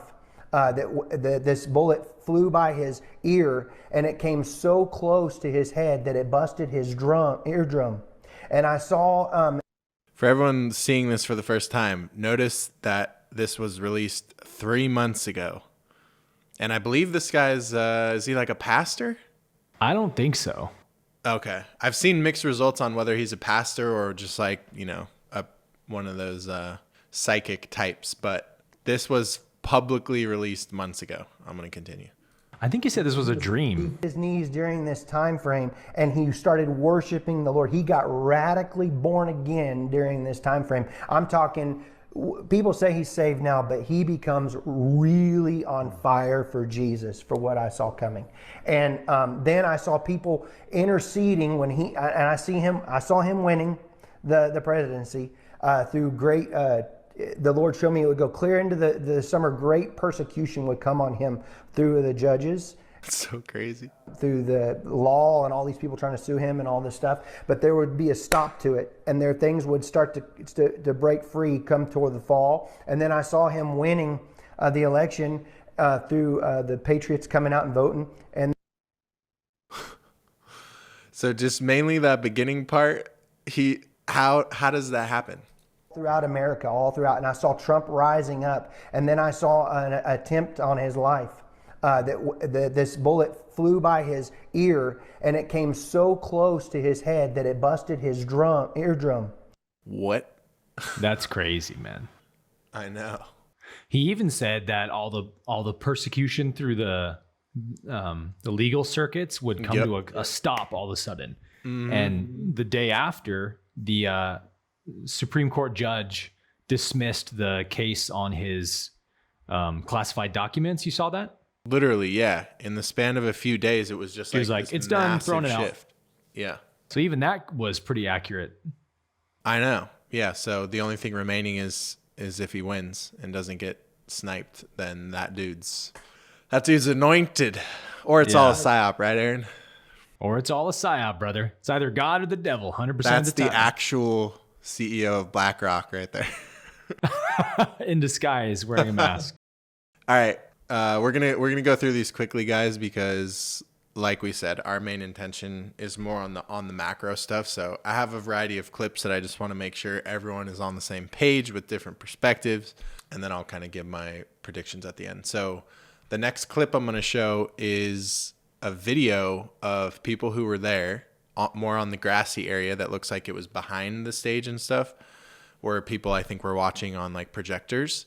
And there's a bunch of people who are literally like watching the shooter crawling on the roof, notably before he ever took a shot. And they're all like, there's a guy on the roof. What is this? There's a guy on the roof. And no one's doing anything. So let's check that out. He was doing the job. I wouldn't even be doing this. I'd be at some beautiful places. Look, they're all pointing. The Atlantic, maybe the Pacific. Yeah, someone's on top of the roof. Look. There he is right there. Right there, see him? He's laying down. See him? Yeah, he's laying down. And still I'm here with you fighting. You can literally see him crawling. And to make sure we take back the White House, because if we do, we're going to make America better than ever before. We're going to make it. Yeah, look. There he is. Easy, because we have millions and millions. Like it's clear as day. Like look at that. Bro. I'm going to replay that part a few times. He repositions and you can see he's prone with a rifle. Millions and millions of people in our country that shouldn't be here. Millions and millions of people. You see that? Millions and millions of people in our country that shouldn't be here. Dangerous. And like the argument was like, oh, they thought he was Secret Service. There's no way. We have people that Look. Right on the roof. They're yelling. it happens. They're yelling he's did got it a again. gun on the roof. We On have the roof. He's drug right. dealers. We have people that Right should not be here. here. Right on the roof. It's much tougher than It's like it happens. He went right on the roof, big guy. He was doing the job. I wouldn't even be doing this. so. Had you seen that one? Yeah. People were saying, well, you know, there's the cop that went up and apparently confronted him. And then I think they said the kid pointed his rifle at the cop. So he jumped down the ladder. But then like 3 minutes later is when he shot. So some people were like, What? well, you know, they thought, you didn't hear that? That doesn't even make sense. None of it makes any You sense. point dude. you point your rifle at a cop. The cop You're apparently got freaked out and jumped off the ladder, but like You're getting had the 3 whole more minutes. You're getting the whole cavalry radioed in on you. Right. You immediately. radio everybody right away, and they didn't. And then the other thing is people are like, well, the cops didn't take him out when they had the chance because they were told 26 minutes before the shooting that there was a guy with a rifle who was saw climbing up the thing. And Yep. they were like, oh, well, the cops thought he was a Secret Service agent, so they just left him alone. But in that video right there, it's clearly a kid with a gray t-shirt and sneakers on. Yeah, he looks nothing like a Secret Service agent. I don't want to use any words that would be offensive, but I'll just say that he clearly visually does not and did not look remotely like a Secret Service agent. I'll just leave it at that. Yeah. Like, that doesn't even make sense. That's an insult to our intelligence to say that. Mm-hmm. Did you see the shot of did you see the Secret Service director, the DEI hire from Jill Biden? So Jill Biden apparently hired the lady who's the head of the Secret Service. I could pull the clip up if you want. The director of the Secret Service said, we didn't put anyone on that roof because they're supposed to have a Secret Service agent on every roof where a sniper could be when Trump is out in public. He's the most likely to be assassinated person on earth. So they're supposed to have, the water tower, everything. And there was nobody except for on that one roof. She's like, well, it's because the roofs, they were too sloped. And so it's dangerous. But then when you saw the actual moment happen, there was that camera by the stage looking up at Trump. And in the background, you saw those two Secret Service guys posted up. And they were on a very slanted roof, much more slanted. And they shot the guy from a much more slanted roof than he was on.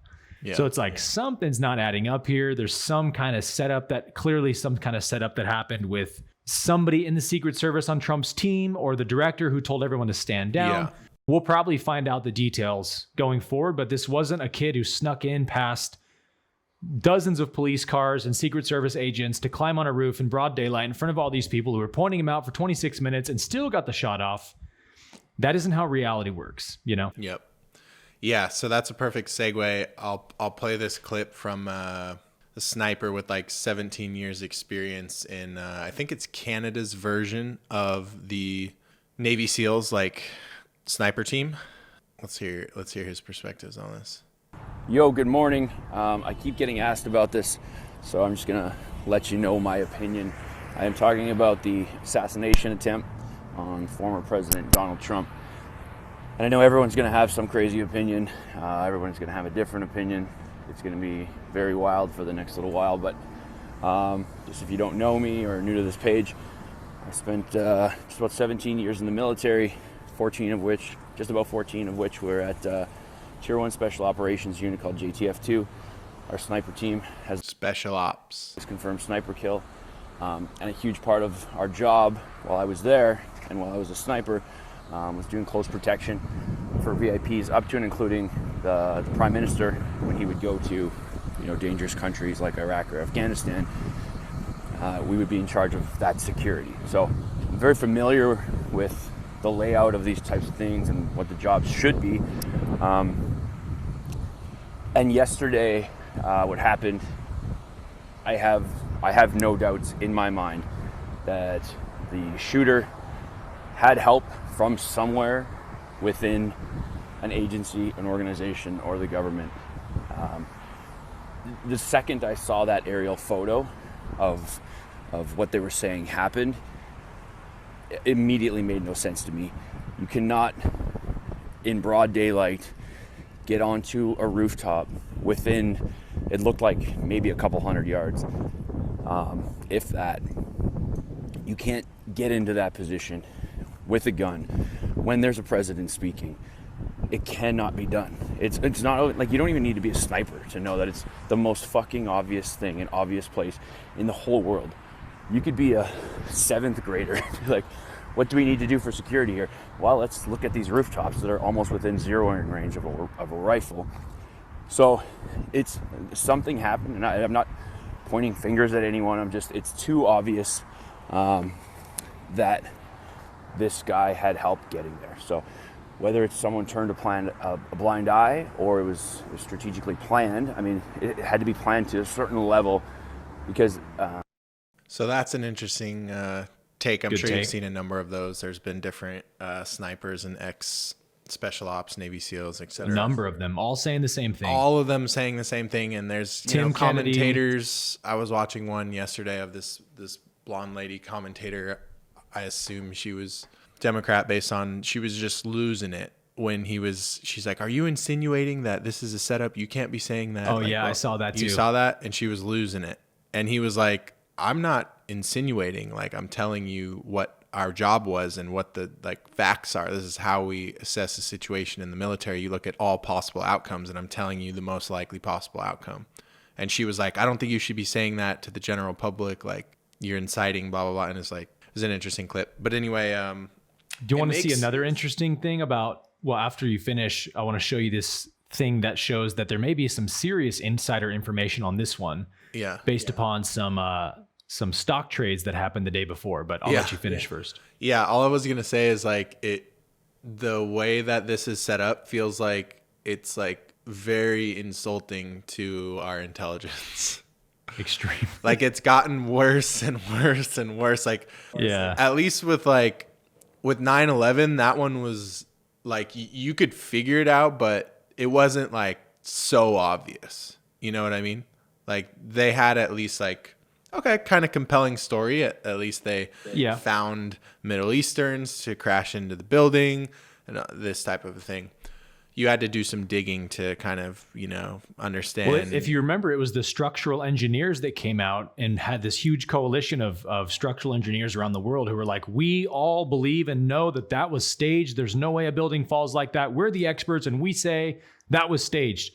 And you have the same thing happening now with all these snipers coming out being like, That's no way possible that happened. Yeah. But in general, like, it just feels like this is the most obvious, like, you would think like you were talking about the negative polarity and how many, especially of like some of our friends and audience, the truthers and stuff, how much power they give them. And it's like, this was the best they could do. Like, it makes you wonder, thinking in terms of like game theory and the art of war, that kind of perspective. It's almost like, I don't believe this was the best they could do, which makes me believe that there was a desire to make it look disrespectfully sloppy. And I haven't fully thought through the benefits, the pros and the cons of that. But I'm curious, has that thought crossed your mind? Like, they could have had someone 1,000 yards out, extremely trained. They could have gotten someone who was Russian or Middle Eastern. They could have done a variety of different things. Special ops, done it in a very clean way. Person just killed themselves after.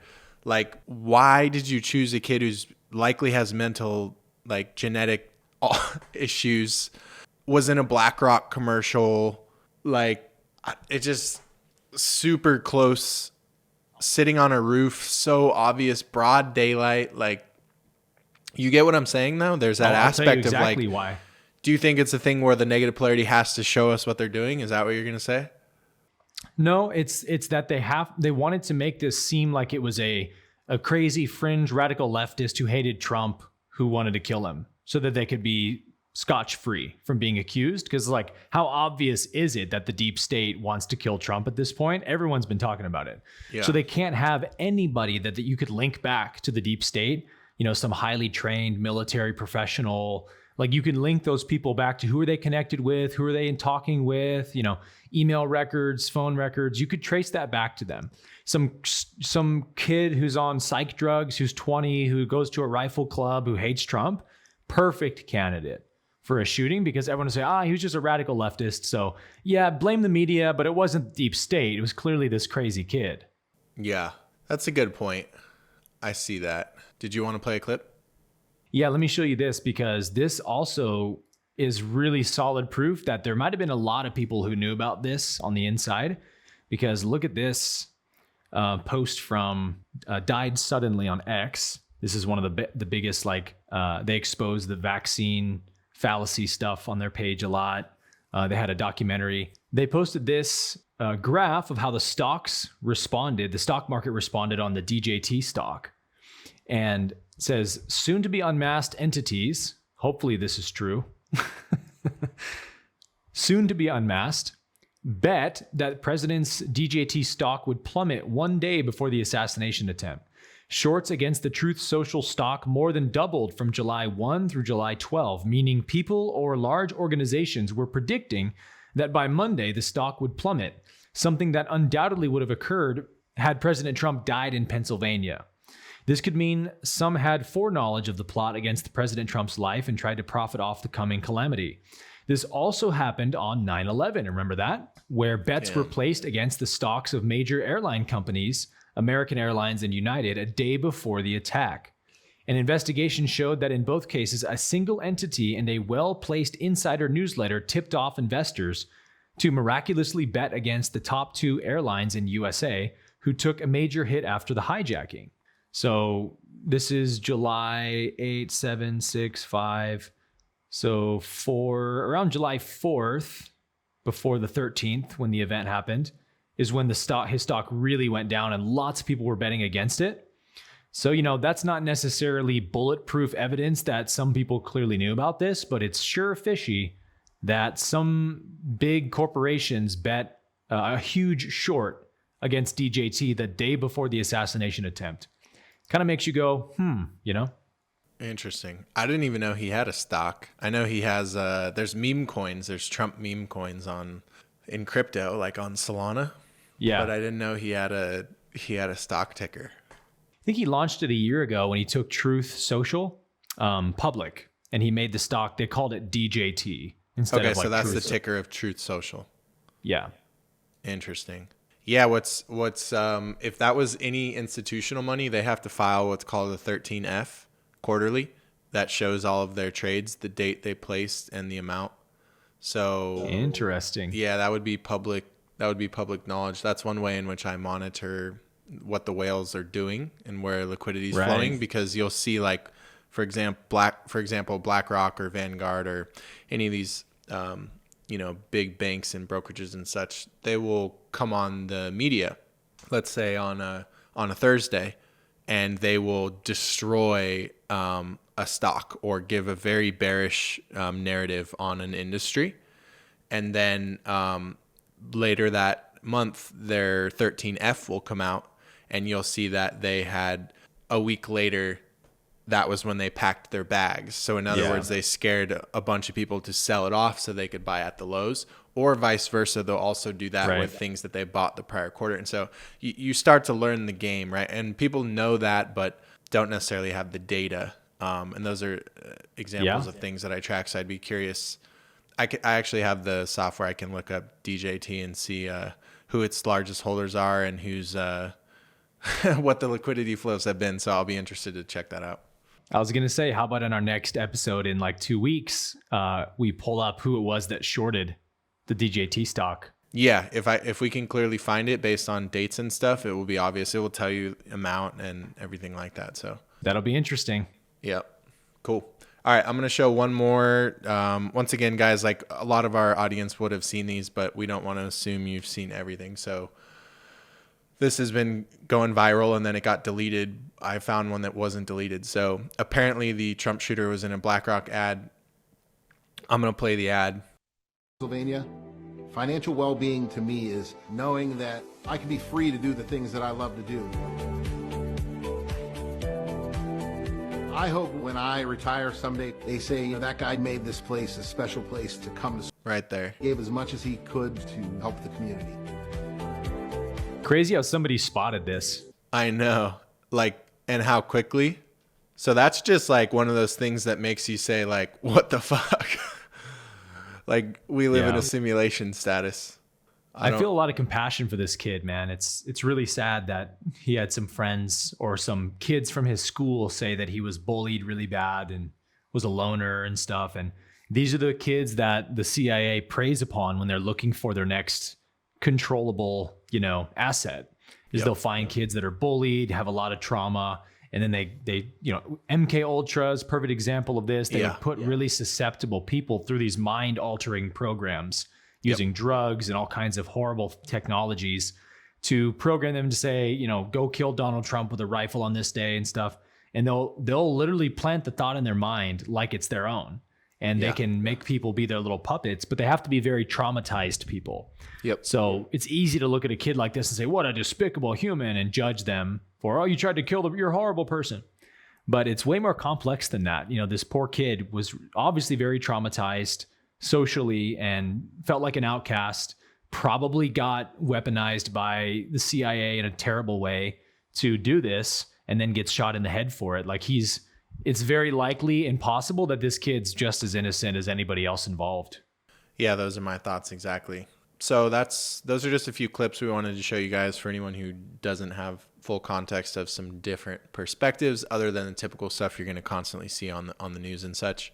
I want to transition a little bit to show some more, I don't know if I'd call it positive, but more applicable to what we normally speak on this show. We're not, we've never done a political episode, so I'm going to go ahead and bring up something. So for those who are not aware, the other, recently at the time of this coming out, we'll say in the last week or so, Trump named his VP, who I didn't previously have context of. Did you know who this guy was before he named him? Nope. So I guess he was Ohio's governor? Senator. Ohio senator. His name is J.D. Vance. I thought he was going to name Vivek or something like that. Did Same. you? Yeah. I did too. JD was a never Trumper. Did you know that? I do. Yeah. I've been researching a bit since he got elected, and there's conspiracy stuff that he's a plant as well, because of course all the stuff he used to, once again, because he's not allowed to change his mind because he said this. So that's who he is. Yeah. People are static entities who don't change or evolve. We all know that. Yeah. So what I want to speak to with this, though, which will be a little bit more value-based rather than the last clips. So my man, JD Vance, is extremely pro-crypto. He's been a vocal advocate against Gary Gensler and the SEC. And he also is not only a Bitcoin and cryptocurrency holder, which they have to file publicly because they're public officials. So I'll pull that up after this. But he also has gone around and essentially educates on blockchain and such. So talk about bullish catalysts here. I don't know if you noticed, Aaron, but the day that the situation happened with Trump, the crypto markets bottomed and turned around, started taking off. Yeah, I saw that. Because the markets, especially big money, is starting to basically price in that he won. That situation won him the candidacy. And if that is the case, and then you have a VP like this, and you have Trump speaking at the Bitcoin conference in the next week, the stars are starting to align from some things that I've been putting out for a little while now. So let's hear him. All signs point up. Let's hear him speak on this. I'll make it a little bigger. First person, in my view, at least in terms of my substantive disagreements, I'm sure he's like a nice guy, is Gary Gensler. Okay, so Gary Gensler is sort of the complete opposite of my view. And there are two problems that I have with Gary. One, just so everyone on the internet understands, Gary Gensler is the head of the SEC, and he's single-handedly the guy who was stonewalling and not allowing crypto ETFs to come into play. He's the one who's repeatedly tried to define and categorize cryptocurrencies as securities, which was continually getting them declined, and acting like he was doing so in the best interest of the average person who, you could lose a lot of money type thing, but in reality, there were likely ulterior motives. So, dude, the SEC just cares so much about the little guy. Into the actual business of securities in the United States of America. But in some ways, the more fundamental issue, or at least the most relevant issue for this particular conference is the approach that Gary has taken to regulating blockchain and crypto seems to be almost the exact opposite of what it should be. And I'm oversimplifying a little bit, but the question the SEC seems to ask in regulating crypto is this a token with utility? And if it's a token with utility, then they seem to want to ban it. And if it's a token without utility, they don't seem to care. I almost think we should be the opposite here, right? I worry about financialization. I worry about, frankly, whether a lot of the crypto stuff is fundamentally fake. But if a token actually has utility, that's the sort of thing that, by all means, regulate it. By all means, be careful about, how consumers interact with it. But you don't want to just get rid of this stuff. And here's where I really, really worry about this is a lot of the newest challengers to social media, the social media incumbents of 2024 are going to require some blockchain technology to make their business work. Maybe they'll require a. Think about the fact that the future vice president, if things don't change, understands this and speaks this way in his understanding of this technology. Wild. Token that supports verification. There are all of these ways in which the companies, when I talk to sort of friends who are still in the VC industry, the companies that are most exciting to them, they're doing actual things in communications in the 21st century, in 2024, I should say. Those companies very often rely on high utility tokens to do things like verification. Well, if we're not making it possible to do verification, then we're going to make it really hard to challenge the existing incumbents in the space. So what I'll say about that is it's extremely apparent based on the way that he speaks that he is not someone who's an outsider looking in, but an insider sharing about the technologies, the industry, and how this actually works. And that's a big difference than normally politicians. They're having a team research it and they're like, give me a presentation on it so it catch me up to speed, but they don't really understand it. That's even Trump. Like, he doesn't own it. He just briefed me on it. Oh, cool. Yeah, that's ideologically, we agree with that.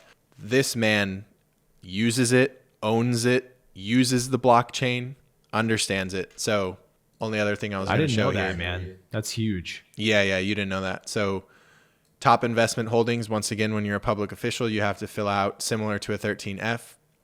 He's pro Bitcoin, holds more than $5 million in assets. Whoa.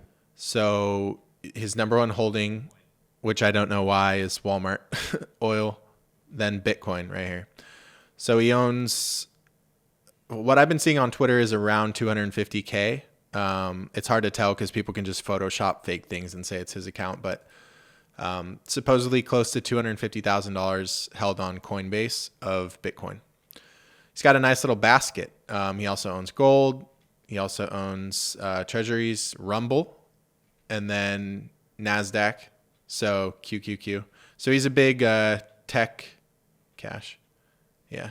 They air out all your shit when you're a public official. Wow. That's pretty wild, man. But yeah, I just like think, so Aaron, I've been saying for a few episodes that my prediction was like how much crypto is going to be a central theme of this election and how like you don't stand a chance at getting elected if you're not pro crypto. But now it's past that. It's even now like some of the running mates own it. And that's a whole other level, right? Because you're going to have this guy in Trump's ear when he's getting told all this shit about legislation he should agree to or not. He's going to be like, yo, I use the blockchain. I literally exchange Bitcoin. I'm on Ethereum doing XYZ. I have friends building on Solana. Do not do that. Do this. Like, that's a different level of, So that is why the markets, if you go back and look, the day that he announced, the day he almost got shot, they started going up. The day he announced JD Vance, they started booming. Dude, we predicted this a couple months ago. We played the clip of Trump with Tim Pool talking about, he asked him about crypto, and Trump was like, oh yeah, we like crypto. We're going to use it. Yep. We're going to institute it. It's going to be great for the American people. And I forget what your exact prediction was, but it was something like what you just said of, oh, we're going to see this and this and that. And our timelines are moving so fast right now that all of our bold predictions, like many of them have not been bold enough. I know. Like we're already past some of our bold predictions from 2 months ago. This assassination attempt really clarified that for me. Like, I don't know about you, Aaron, but there was this sense of like, oh, we're putting this out publicly. I don't want to be too crazy. And in reality, our shit has been way too mild. I feel like I need to hang out with Alex Jones for a little bit and then start really talking about, the we the should reptile some people. Tito's before our next predictions. Me and Aaron just like this. Ripping cigs, blocking the camera. Yeah. Maybe that's the energy, man. Times are changing quick. Yeah, they are. So like on that same note of like, look, literally, it went from him not speaking about it to him saying, yeah, we're pro, to him being the headliner at the Bitcoin 2024 conference next week. And then look who else is speaking. Michael Saylor, which is obviously the biggest Bitcoin bull, CEO of MicroStrategy. But you got RKJ, RFK. and you got Snowden, bro. This is nuts, bro. Yeah, dude. So you got a variety here. You have a variety. Kathy Woods is the CEO of ARK Invest. That's a tech and disruptive innovation ETF fund. extremely great. brilliant woman. Russell Brand, we all know that's unique. That brings more like the truthers, the spiritual perspective. Snowden. I mean, this is a bananas lineup. Think about how many eyeballs are going to be on this conference. So now you have like, I wasn't even aware that all of these people are staunch advocates of it, let alone are now going to be speaking it into the world, if that makes sense, right? Now people are going to associate all the names on this screen with Bitcoin. And, you know, most people, we were talking about groupthink earlier. Most people just go, oh, I like Aaron Abke. What does he think? Okay, I think that too. Look at who's up here. They're going to do that with these people. It's a wrap. It's a wrap. Because Bitcoin and crypto got to where it is today from everyone publicly using their influence against it. Despite all of that, it got here from network effects and wallet address growth and grassroots. Like it was a stick it to the man type investment.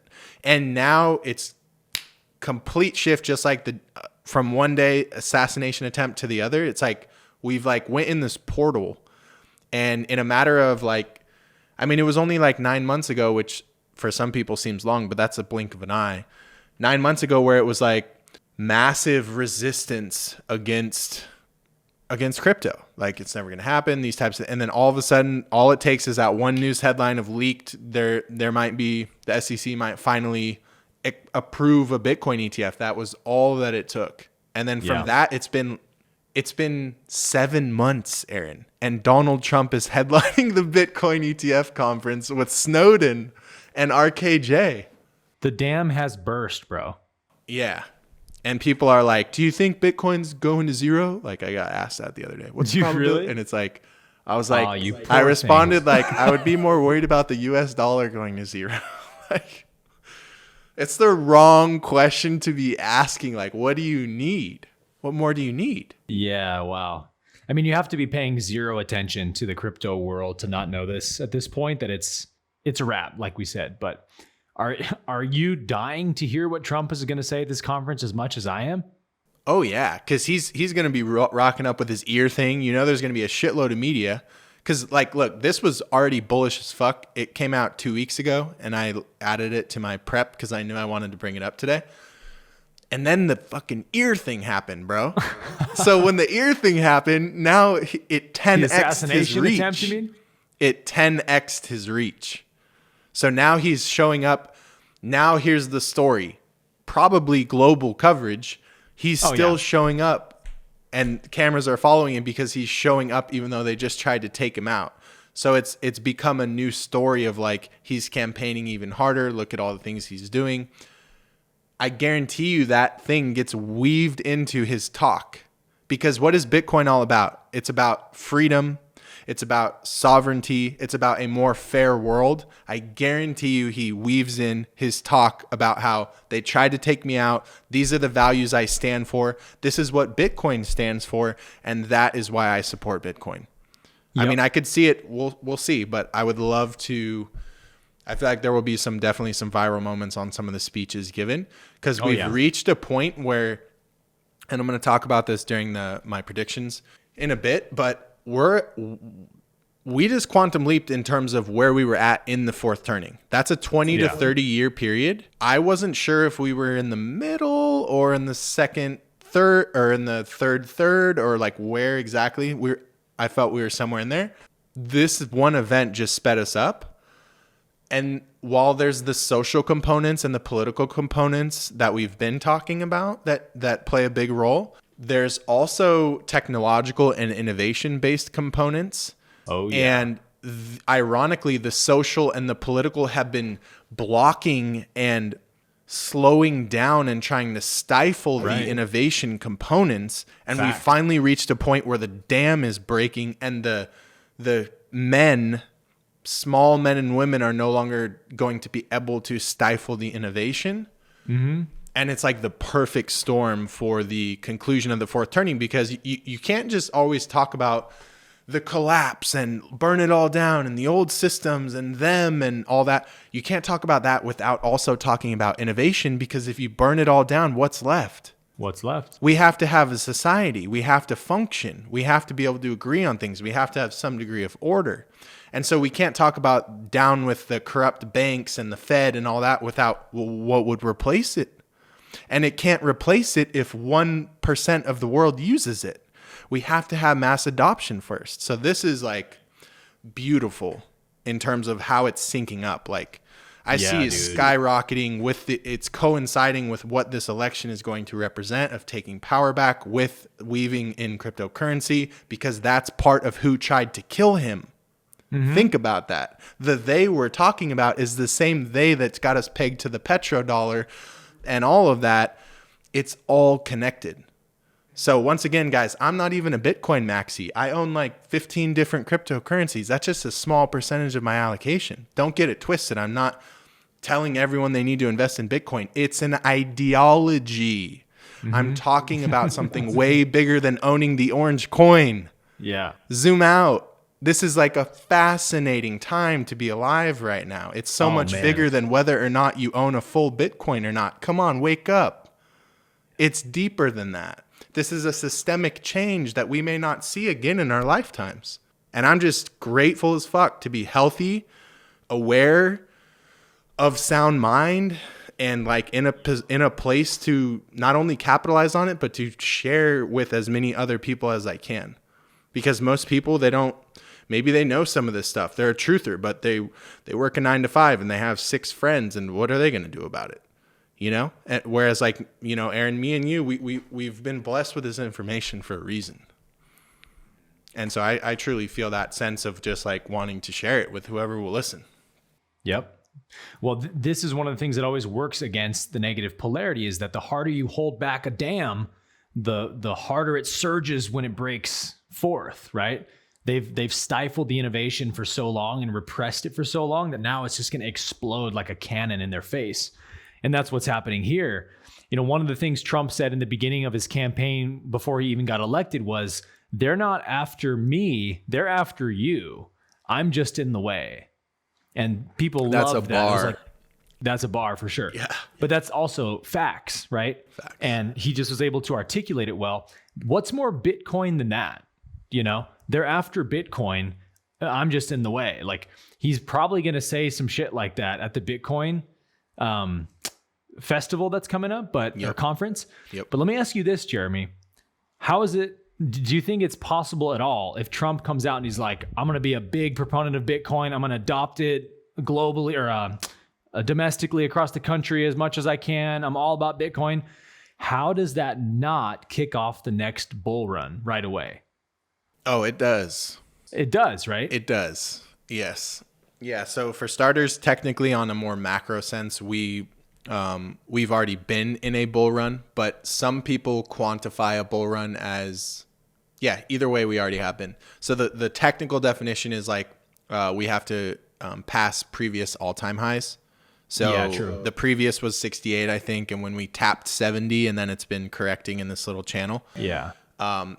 We've been in a bull run, but really, like, since we got so damn low, it went up 200 something %. That is your bull run. It's just the early adopter stage. Yeah. The actual parts that most people think of when they think of bull run is the euphoria and what's called a blow off top. And that's actually stage 3, 4, and 5 of a 5-phase. I'm speaking in technical analysis terms here, but there are typically 5 legs of a secular bull market. And so that might last 12 months and it might last 12 years. It doesn't matter. There's 5 legs. And so it kind of goes like 1, 2, 3, 4, 5, like that, if you can imagine, zigzags, right? Because nothing just goes straight up, polarity. But 3, then 4. So 3 is a pretty big one. Up. 4 is a vicious pullback. It feels like it's all over, doom and gloom. And then 5 just rips people and catches them off guard. 5 is almost vertical. That is what you call the euphoria stage. Let me pull up like the market psychology chart so I can show a visual for everyone. What stage are we in right now? This would be helpful. Well, that's where you get, it's controversial for people, but I'll kind of walk through it real quick. All right. So So this is not the technical analysis that I was mentioning. This is psychological. And so you overlay all of these frameworks, right? You add the fourth turning, you add the technical analysis, you add the psychology, and you start to really get a clear picture. So I would say we bottomed, Aaron. This was like 18K. And then we ran from 18 to, remember when I said it wasn't until we hit like 45K that people even acknowledged that we were in a bull market yet? Like people didn't even wake up and it had already doubled 2.5x in price. That was this. And that's called disbelief. You had my Twitter timeline, which is where I keep a pulse on the market. You had so many people saying like, this is a dead cat bounce, which is a technical analysis term for when something pumps, but it's just going to dump on you. It's like a fake bull market, if that makes sense. This is a sucker's rally. Yeah, literally, we went from 18 to 55, and you had people saying this is a dead cat bounce. See you in 2026. Like literally, people were just, and that's the truther shit we were talking about, Aaron. You can't get married to a belief just because you said something. You have to learn to change your mind.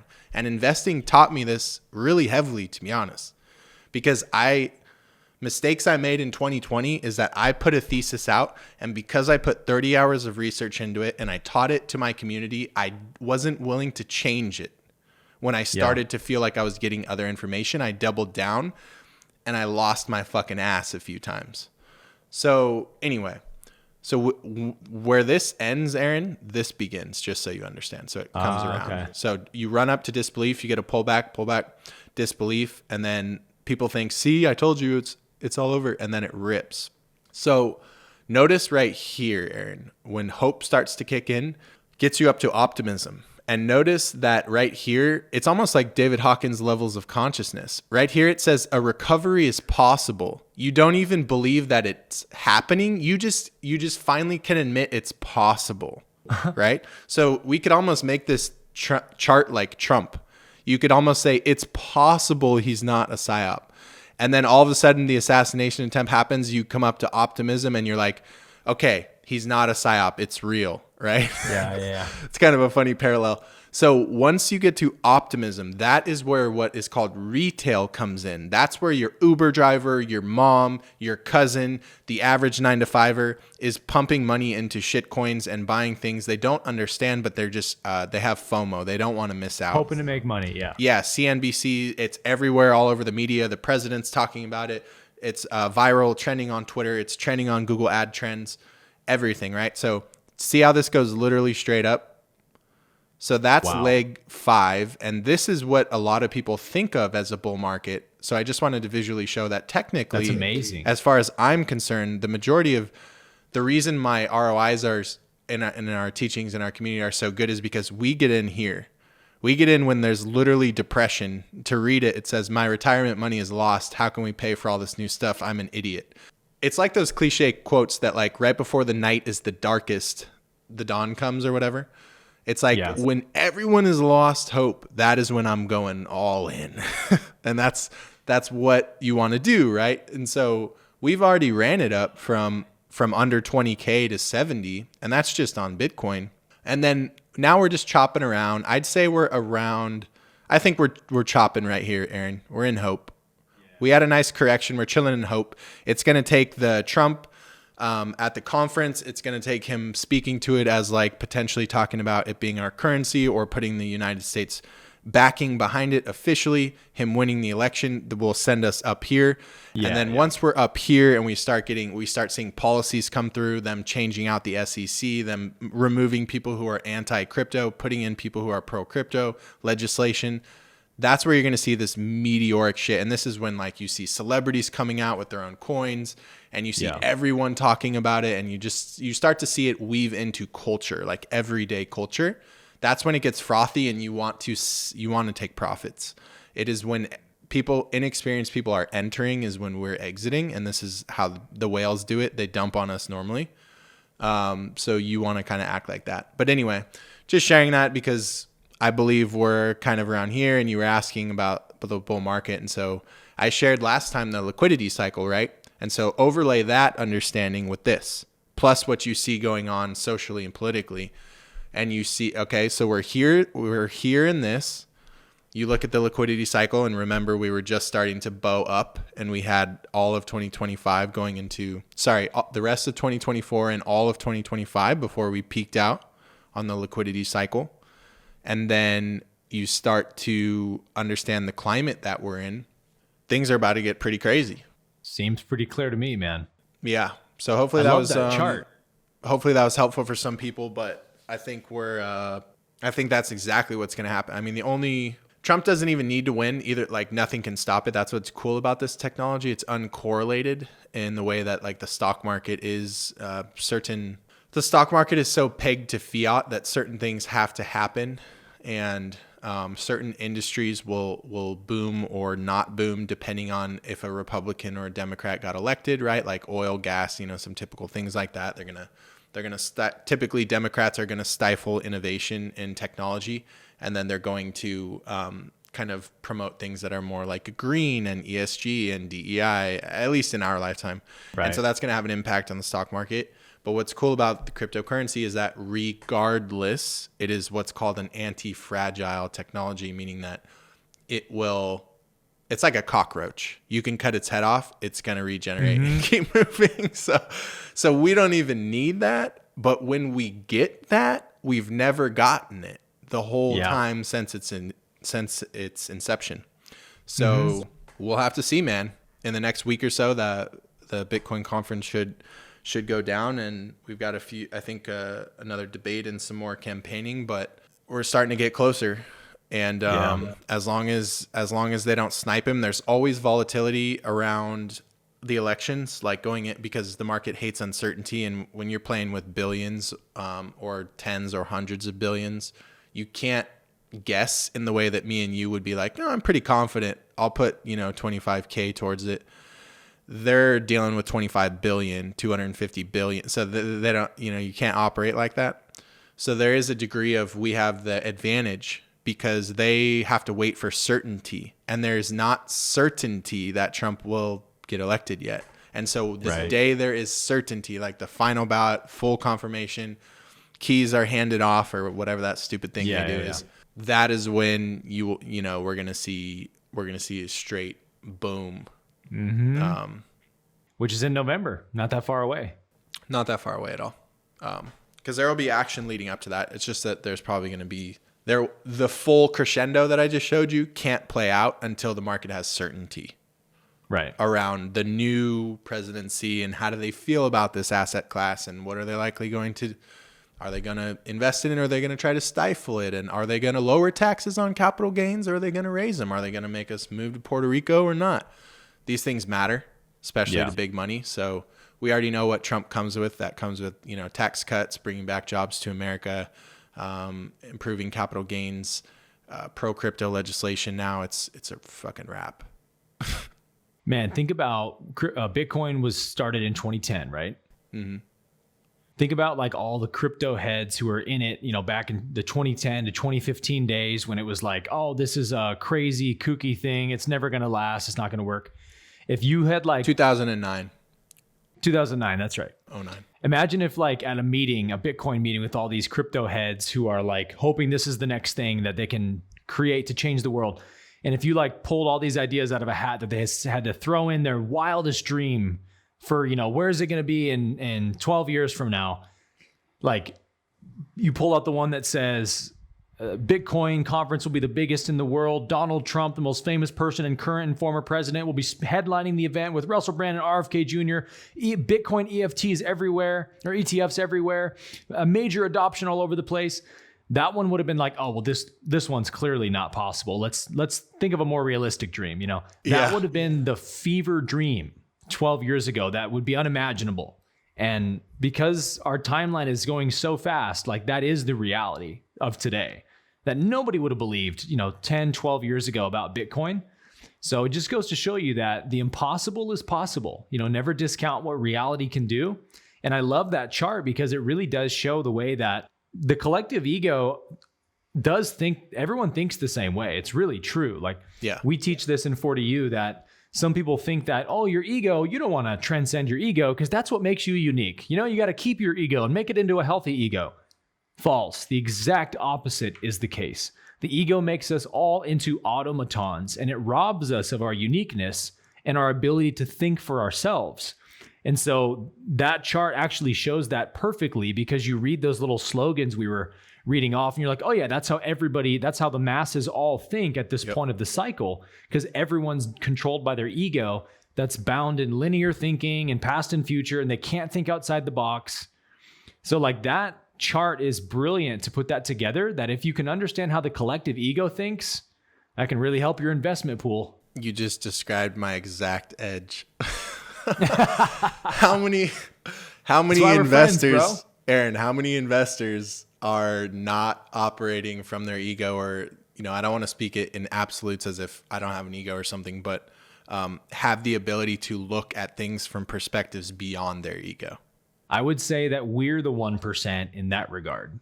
Right. Thus, the advantage.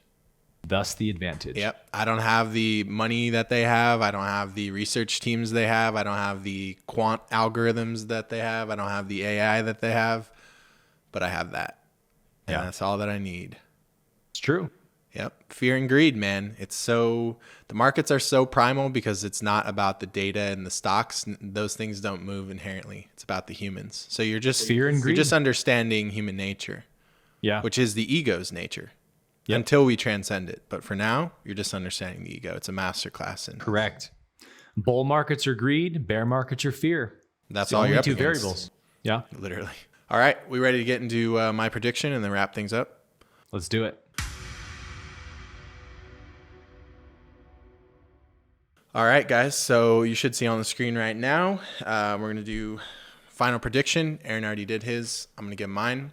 We've been talking a little bit about the fourth turning today because how could we not? And so I wanted to go a little bit deeper for you guys and actually give you some visuals because I know it will be super helpful, especially for those who have not read the fourth turning. So a few things, and then I'm going to kind of give my spiel. So this is actually one of many boxes and charts from the fourth turning book. This describes the first turning, this describes a second turning, this describes a third turning, and this describes a fourth turning. So I'm going to go ahead and I'm going to read a few key ones for you guys to understand. I'm going to start with the third turning because we just came out of that and you should really recognize it. So the third turning, Aaron, is called the unraveling, and a few descriptive points about it. Number one, institutions are weak and distrusted. Number two, political party crests, wearing ideological camps, individualism peaks. 3, economies boom but have destructive underpinnings. 4, concerns of minority groups dominate the focus of national discourse. And 5, technology innovations make people feel more interconnected than ever. Around 2008, the great financial crisis, we transitioned into the crisis era. According to the fourth turning framework and the authors of it, they believe that what entered us into the fourth turning, which is a 20 to 30 year period, was the 2008 great financial collapse. Now, in a fourth turning, which is the crisis, an era of destruction, the descriptive points here are, number one, that institutions are weak and distrusted. Check. 2, institutions are torn down and rebuilt in response to perceived threats to the nation's very survival. Aaron, what just happened at that Trump rally a few days ago? This is uncanny, dude. And what is the natural conclusion that people are coming to surrounding how to address preventing that from happening and how to bring justice to what occurred? Exactly what it says.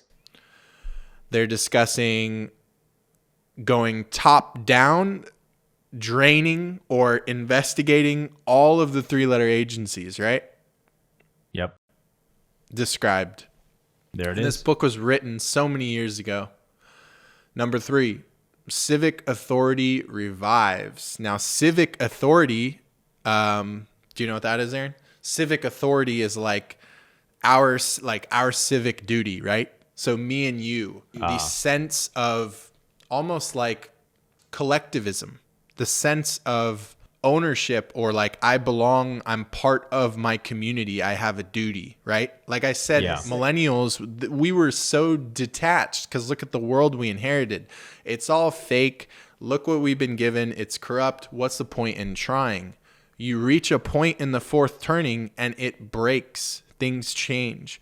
Civic authority revives. What are we seeing on Twitter and in our friend groups the last few days, Aaron? We're seeing a revival in civic authority. I mean, Amber Rose spoke at the RNC. I had that clip pulled up. What? I know you did. What? You have people who have been Democrats, like vocal, aggressive Democrats for a decade, 2 decades, now donating millions to the Trump camp and publicly declaring that they're voting. Endorsing him, yeah.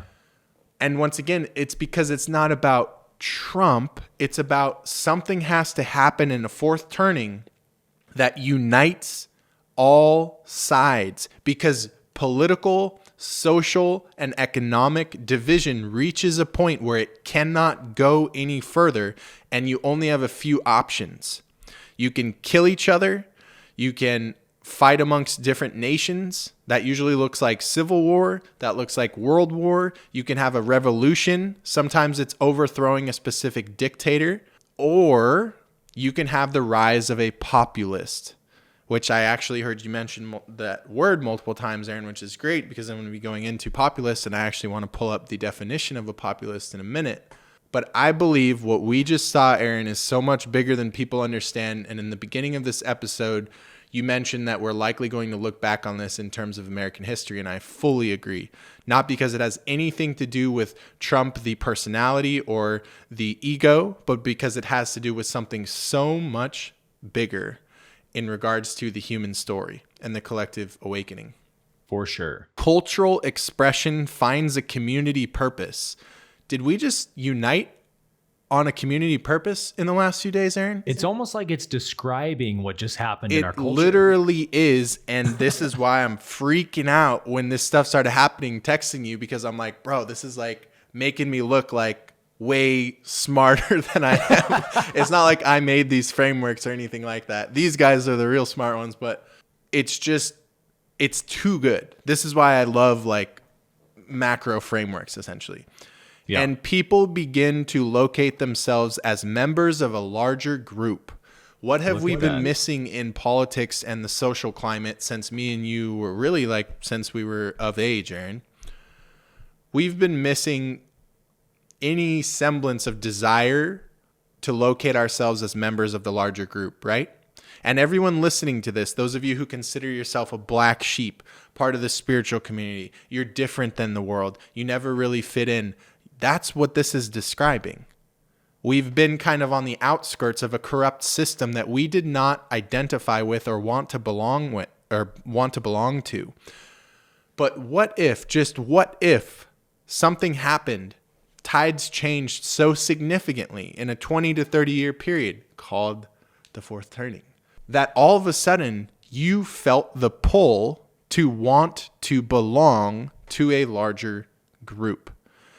What if instead of digging your heels in the sand of the right or the left, of pro this topic or anti this topic, things got to such a point where it was either going to end in a lot of bloodshed or a defining opportunity to experience unity? Yeah. And that is what happens when you go from a fourth turning. Happened. I know, bro. I know. That's why I was freaking out. We're literally living. It's like it is a simulation, but there's also free will, and we just experienced it with the head turn.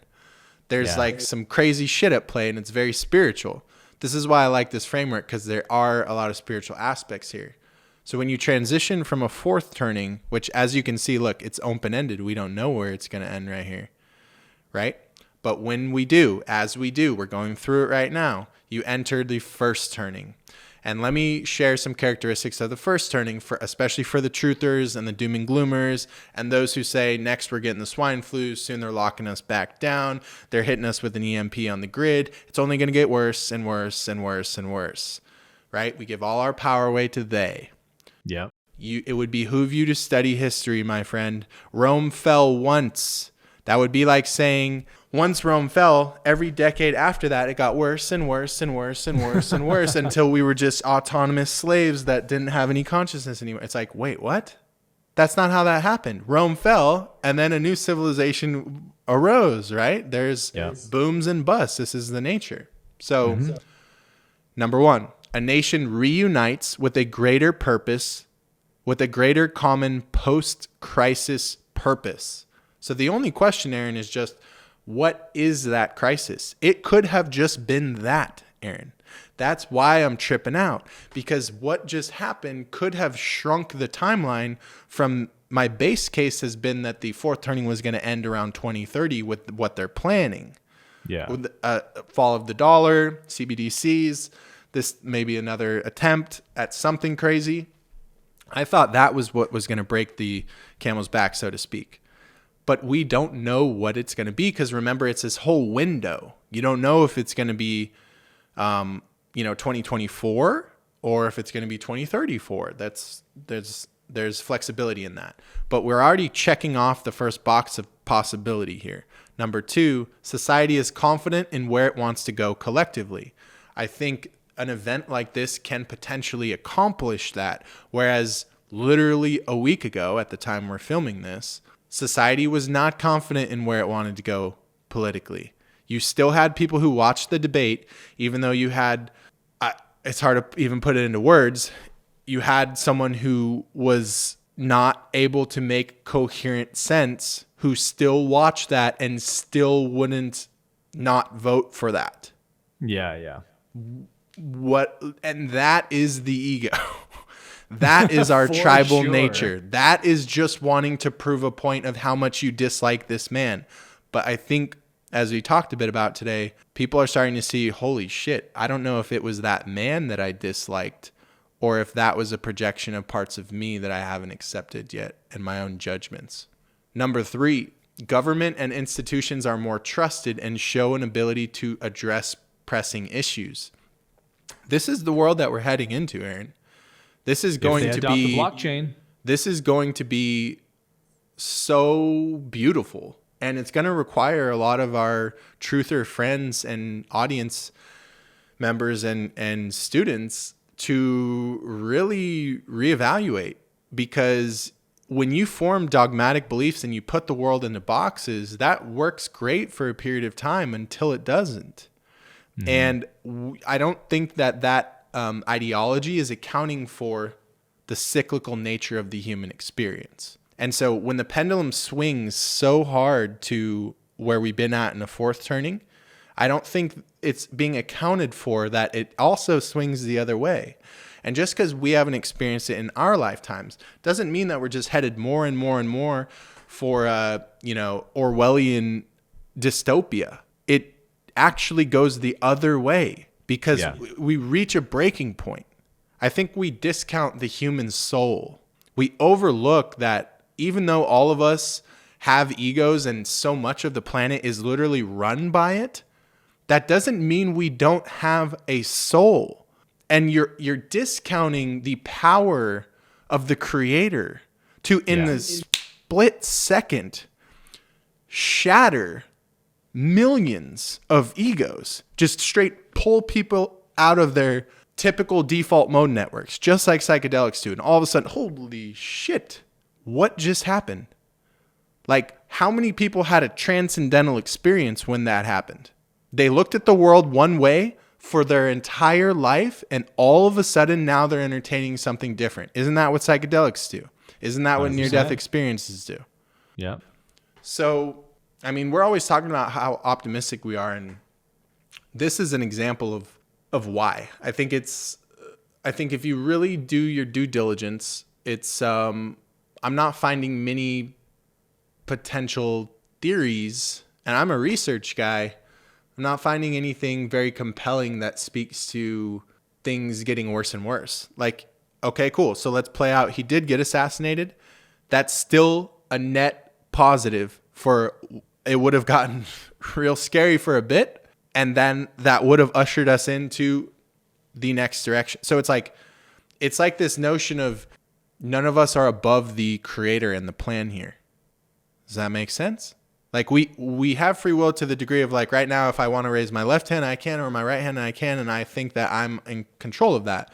But it doesn't actually matter which hand I raise. That's not going to change what's going to happen to me on a more macro perspective, on my soul's path. And so it's kind of like God's that. will. You can put a bullet in Trump's head, or you can miss and hit in his ear. It's a wrap either way. It's still heading that direction. And so let me finish these up real quick so I can move on. So number 4, the majority's concerns and agendas dominate the focus of national discourse. Those outside the majority feel stifled by the conformity. Building blocks for a strong economy are in place. Ironic, the word blocks, Aaron. Sounds awfully like a blockchain. Entertainment and popular culture feel more family friendly. What have we seen the last few years with Disney, the trans, our education system, books? What have we seen? I think we're all ready for that one, dude. I mean, it's bananas, bro. So I wanted to share that because you can see that we don't fit perfectly in one box, do we, Aaron? You can tell we're almost a hybrid between 4 and 1 right now, can't you? It's a spectrum, yeah. And you can also see how fluid and fragile this spectrum is, where something can happen tomorrow that shifted us from one to the other. And that's something I don't think people understand when they look at the world through these more rigid perspectives. So no matter what I did, I could not find one of these that when I blew it up, it wasn't all fuzzy. So if you're seeing it fuzzy on the screen, that's because it's fuzzy. But I'm going to read it for you.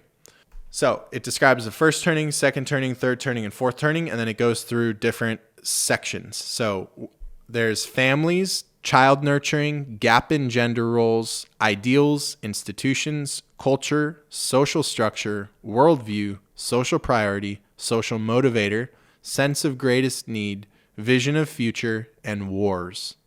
So I'm going to go through the fourth turning column of that. Families are strengthening in a fourth turning. We've recently reached our crescendo, right? We're starting to see a massive, we've been seeing it, shift to homeschooling, private schooling, issues with the gender stuff, issues with what's being taught to kids, issues with this notion of like our generation not wanting to have kids and the declining birth rates and all of that, right? So check. Child nurturing, overprotective. Isn't that where we're at? I mean, You hear stories about like our parents when they were kids, they would be out on the streets for all day, no cell phones, come home after dark. As a kid. Yeah, exactly. So that's an example of that. Whereas now it's like you're not allowed out of your parents' sight. You're not allowed to play in your neighborhood. Like it's too dangerous. There's that aspect. So check. Gap in gender roles widening. That one's an interesting one. I would say check, and I see that through a different lens because the gap in gender roles is actually, if you've noticed, I've seen a huge shift back towards honoring the feminine and its differences from the masculine. Whereas we were just in a season where there was this whole push for equality and women need to make the same and women are the same as men and women can do everything that men can do. And now I'm seeing a massive, this is since COVID, I'd say, a massive swing back the other way where there's this honoring of the feminine and their inherent strengths and an honoring of the masculine and their inherent strengths and the differences there. Number 4, ideals are championed, whereas in a third turning, they're debated. I think that's a key one as well because we're starting to reach a point where this is how populists come to power. Society has to care about strong ideals, and we're coming out of a decade or so, maybe more, probably 2 to 3 decades, where society didn't really care about ideals. Society had fallen asleep to too much abundance, to too much technology and innovation and advancement, and kind of lost ourselves a bit. And now we're kind of experiencing what that does on a collective level. And so we're starting to see ideals be championed. And this is what RKJ and his campaign stand for. This is what Trump and his campaign stand for. Ask yourself this: what ideals does Biden stand for? It's kind of a hard question to answer. You could maybe say equality. Is that true? So regardless of that, this isn't a political thing. It's just, I think we can all recognize, if you look out into the world right now, we are now in a point where ideals matter, and they matter a hell of a lot more than they mattered 10 years ago.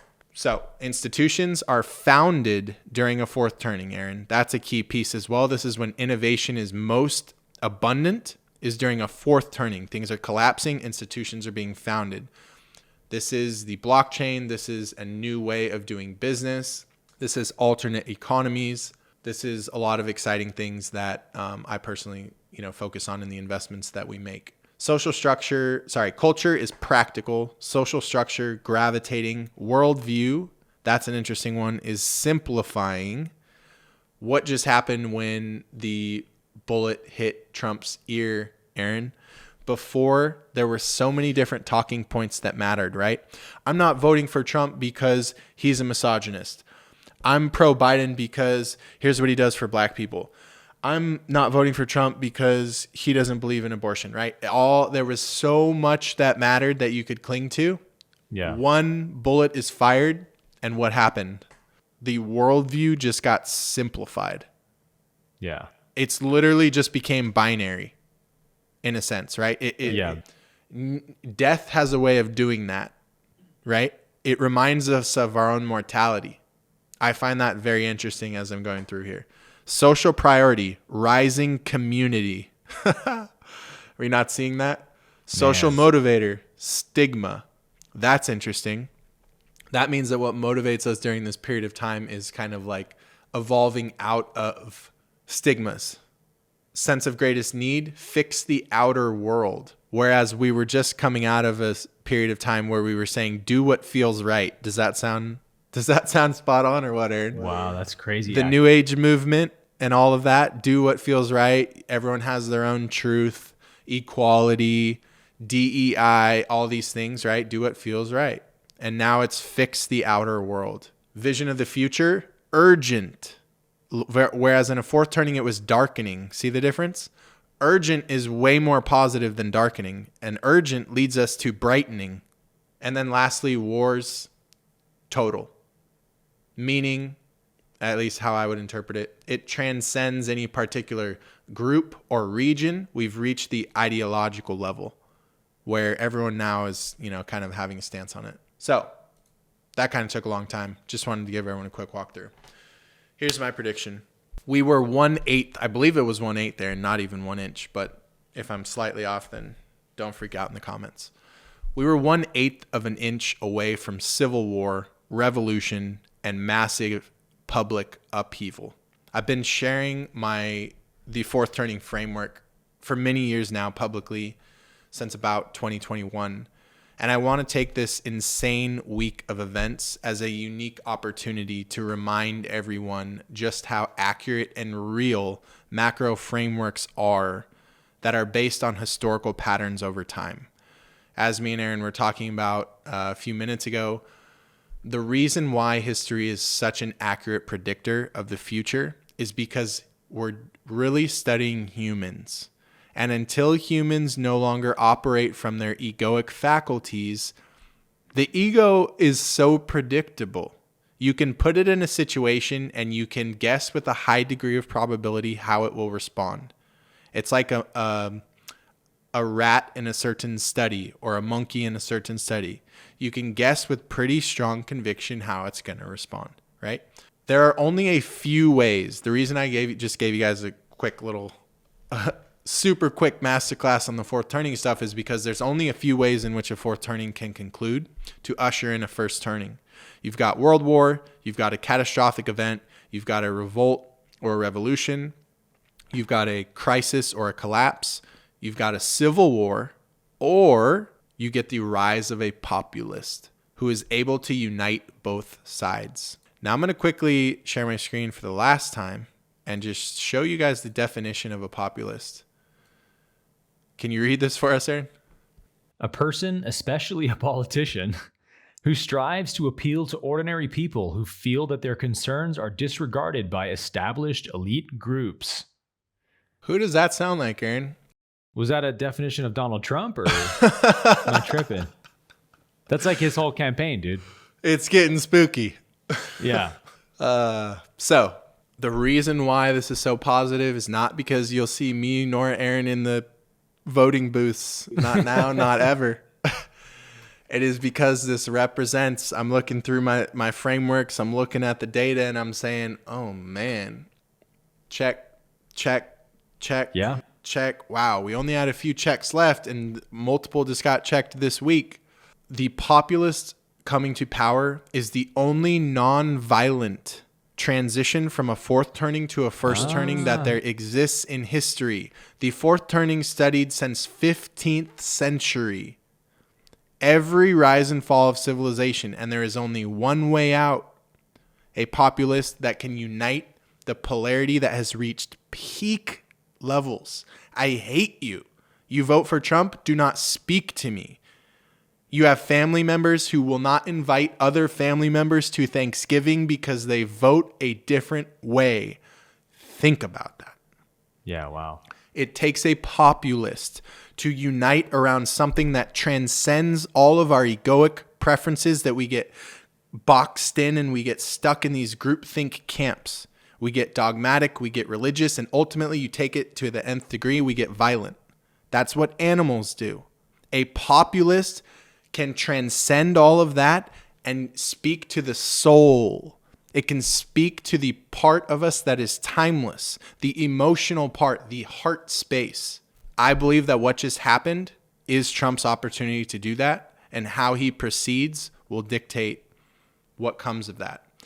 In my opinion, the situation that we just witnessed in which they tried to take Trump out could very well be that moment. When the authors of The Fourth Turning studied the last 500 years, the only way to avoid any sort of violent outcome is someone being able to unite the people through having a strong character, strong stances, and usually around something that's core to every human that gets them out of their usual, oh, I'm a Democrat or I'm a Republican, or in the past, whatever the different classes or parties were. Up until recently, I think the majority of America hated Trump. How could you not? They viewed him in a way that the media had painted him, and as well as, which, you know, you could argue this is more warranted based on some of his past behaviors, you know, egoic things that he had done, reckless things that he had done. But the way in which he has been showing up in the last year or so has been far from divisive. The old Trump, I could understand people's concerns when they would say, Trump cannot get into office. We have to do whatever we can to not allow this man to get elected because America will be polarized when he does. That used to be true. Something shifted, and I don't quite have words for it, and it is crazy to say that. When the assassination attempt happened, I saw something I have never seen in my lifetime. Hundreds and hundreds of Democrats, people who I grew up with, famous people, people with 9 figures of net worth, billionaires. You got Elon Musk donating $45 million and using the biggest platform and biggest following with the biggest social media reach of any account ever, endorsing now. It's like this shift, this tidal wave. People who used to donate millions to the DNC every year coming out and sharing that they will be voting for Trump this election. It's something that I haven't seen in my lifetime. So my prediction is this. If they do not kill Trump, he's obviously going to win by a landslide. If you look back historically, when they tried to take out Reagan, he won, I think there was like one or two blue states. It was just a straight landslide. Yeah. So they know that though, right? And so I believe this presidency has the opportunity to provide America with a peaceful way through the conclusion of the fourth turning. That is my prediction, and that's why I had to give all of that as context for people to truly understand. This isn't some like airy-fairy theory. This is like rooted in like hard data, 500 plus years of history, and like every aspect that it has predicted is playing out. The alternative, if that bullet would have hit his brain, would have been something I don't think most of our listeners can fathom. I don't think me and you can really fathom. I think it would have gotten ugly. And even though it's all theater to a certain degree, And I don't think either of us argue that. It's not that we're suddenly, bought into the system. No, the system needs to be broken down and something else needs to be rebuilt. There's no arguing about that. Today's conversation is about something far larger. Politics, for most humans, represents people's hopes and dreams. It's not so much about red and blue or this candidate or this candidate. The reason why politics is so damn charged, and a lot of people are like, don't talk about politics in front of your family or whatever, is because what you're really talking about when you're talking about politics is the collective culmination of people's hopes and dreams. So while the system is rigged and nothing we're being shown is remotely 100% the truth, I don't think either of us are arguing that. That doesn't change the fact that you're talking about 300 million Americans' hopes and dreams, especially those that are not awake to the things that we're awake to, Aaron. So these frameworks and these conversations around politics do matter. That's why me and Aaron are speaking on this, despite all of the comments we're going to get that say, I'm unsubscribing now. I used to love you, Aaron. I can't believe you're promoting Trump. Peace out. Getting a VP who is pro-crypto and personally holds Bitcoin does matter. We're in for a hell of a bull market in an asset class, in all of the asset classes that we invest in the LUC. When we look at things from a liquidity perspective, when we look at things from a sentiment perspective, when we look at things from people's hope for the future. If Trump gets elected, I expect all of that to boom on all fronts. So if things do go south and he gets taken out, expect a civil war. We don't know what that looks like. We haven't had that in our lifetime. But what I will say is that either way, we are even closer than I thought to a first turning. I wasn't sure if we were looking at more like a decade-ish out. And I'm starting to feel like we may be seeing this within the decade, which is powerful. That was not the case if this one event didn't happen.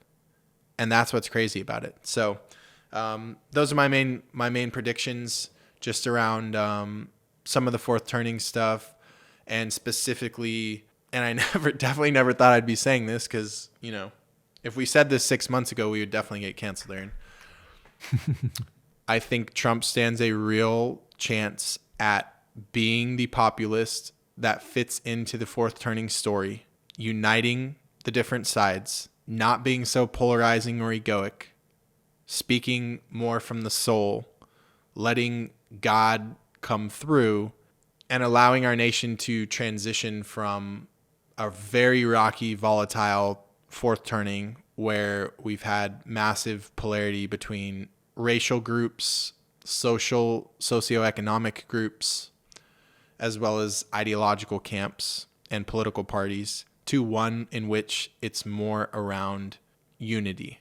And I never thought I would be saying that Trump would do that, but with the attempt on his life and the way that people are responding, I think he would have to seriously drop the ball to not have it be blatantly obvious, even if he is operating from his ego, that is the best way forward. That from that day forward, acting in his old, triggering, polarizing self is not going to be nearly as beneficial or even effective as operating in a way where he can use this thing that unites all of us, our own mortality, and fighting for something that we believe in and not giving up. He's now like a representation of that with that picture of him with the blood like this. Mm-hmm. That's iconic shit. Crazy. He is not a stupid man. I've heard he has an IQ of 170. I think he's gonna play it right, and if he can soften a bit and stop triggering, the fringe people who have a certain idea of him. I see this as our opportunity through the fourth turning. You add that with the pro crypto legislation. We need the creation of the new systems. He understands the Fed, all of that stuff. I mean, Shit, man. Yeah. That's where I'm at with it. Cancel us if you want. Let us know. If you're going to cancel us, let us know in the comments. But that's my Cancel me, prediction. bro. Dude, I'm so with you, man. It's the way you laid out the fourth turning there with all those points that they show of how they break down the cultural shifts. It really gives context to the feeling I was describing that we jumped timelines. You can see it in that fourth turning to back to the first. It's like, it's literally almost as if Donald Trump turned his head and shifted the whole world into a different timeline. Yeah, for real. Because we're now looking at a peaceful transition into the first turning, like you said, unless he gets taken out, in which case it'll make January 6th look like child's play. Mm-hmm. But if he survives, wins the election, and goes on to have another second term, that likely spells kind of like that graph you showed us of where does the bull market technically really begin from that lowest point. Technically, it was here. I think we'll look back and say technically the first turning began when Trump, started his second term after that assassination attempt. Wow. We'll probably say that, in the future. It's a good point. But if he didn't turn his head and we shifted to that other timeline where Trump didn't turn his head in time, then we're probably looking at a first turning that starts in 2030 on and is a very violent, bloody transition. So let's all give praise to God for shifting us into that peaceful timeline. Because I don't know about you, but I've had enough violence, dude. I've had enough pandemonium and division and vitriol. I think we've all had enough of it. Yep. Let's get somebody who can finally just give us a peaceful transition. And you know what, dude? I've seen this change in Trump long before this event. It's just that this event has given him even more of a shift, I think. But the way he showed up at the debate to me was night and day different than his last debate with Biden. Was this unwatchable childhood food fight between two grown men screaming at each other. And it was just, I was like, I don't want to vote for either of you guys in any dimension of reality, I know. It's how most people are thinking. But now, Trump was very classy, calm, poised, didn't get riled up, let Biden speak, didn't interrupt him. He's got a calmer energy to him. I mean, he's been through how many rounds of indictments and how home raiding, he's been under so much persecution. Yeah. It's calmed him down, and this event really sobered him and softened his heart, I think, in a way that showed him I have destiny that's bigger than me, the ego of Donald Trump. I really am supposed to serve God's people. Otherwise, God wouldn't have let me live through that bullet, that went through my ear. So yeah, all signs are pointing to a peaceful fourth turning transition. And I'm glad you brought that point out, because that is definitely the timeline shift that we were referring to. You know what I think happened? I think he started out fully in his ego, all about service to self, me. And he had the audacity, back to that, the personal development and the affirmations and stuff. I think he just had the audacity of I'm going to stick it to them and I'm going to do this. Fully ego. And then along the way, he had to craft these stories, right? To us versus them and the deep state, and we're going to drain the swamp to get elected, right? And that's the game. And then I think he encountered something so spiritually dark, but also very much so real, deeper than I think he anticipated. And he started to experience the direct backlash of the monster that he kind of awakened. I think somewhere along the line, he's got to be sitting there feeling kind of having somewhat of a spiritual awakening, where he's just getting hit and hit and hit and hit. And it reaches a point where if it were just about him, he would have quit. For sure. You know what I mean? What does he need to be doing this for? The ego's not that big. No one's ego's big enough. They crushed that man. Yeah. And then I think it reached a point that I feel lines up with the shift you see in his temperament, where it's I think he had a low-key ego death of, I'm not saying he doesn't have an ego anymore. I just mean, I think he was cracked open a bit. That's what you saw at the RNC when he came out, dude. Yeah. It's a much more egoless man there. Yeah. So it's, we'll have to monitor and make sure to send this episode to your truther friends, but for sure. I'll post it in the group chat just for the controversy. Yeah. We got to be able to entertain all perspectives, right? Absolutely, bro. That's why we're here.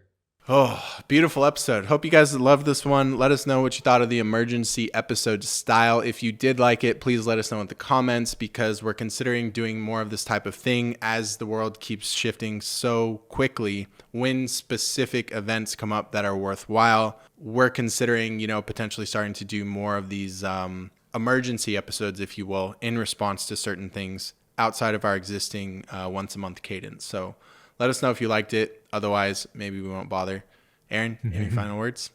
No, what an episode, man. This was a blast and just so much good stuff to talk about. So this was the essence of our show, man, is highlighting the Great Awakening in real time as it unfolds. And boy, have we seen that this weekend. So thanks for tuning in, everyone. Thanks for supporting the show. Thank you for doing the inner work to contribute to the Great Awakening. And if you thought that this offered some enlightening perspectives on this whole event that's taken place that could encourage people, send the episode to somebody you know who may want to receive it. Beautiful reminder. We love you guys. We'll see you next episode. Peace and love. Peace and love, y'all.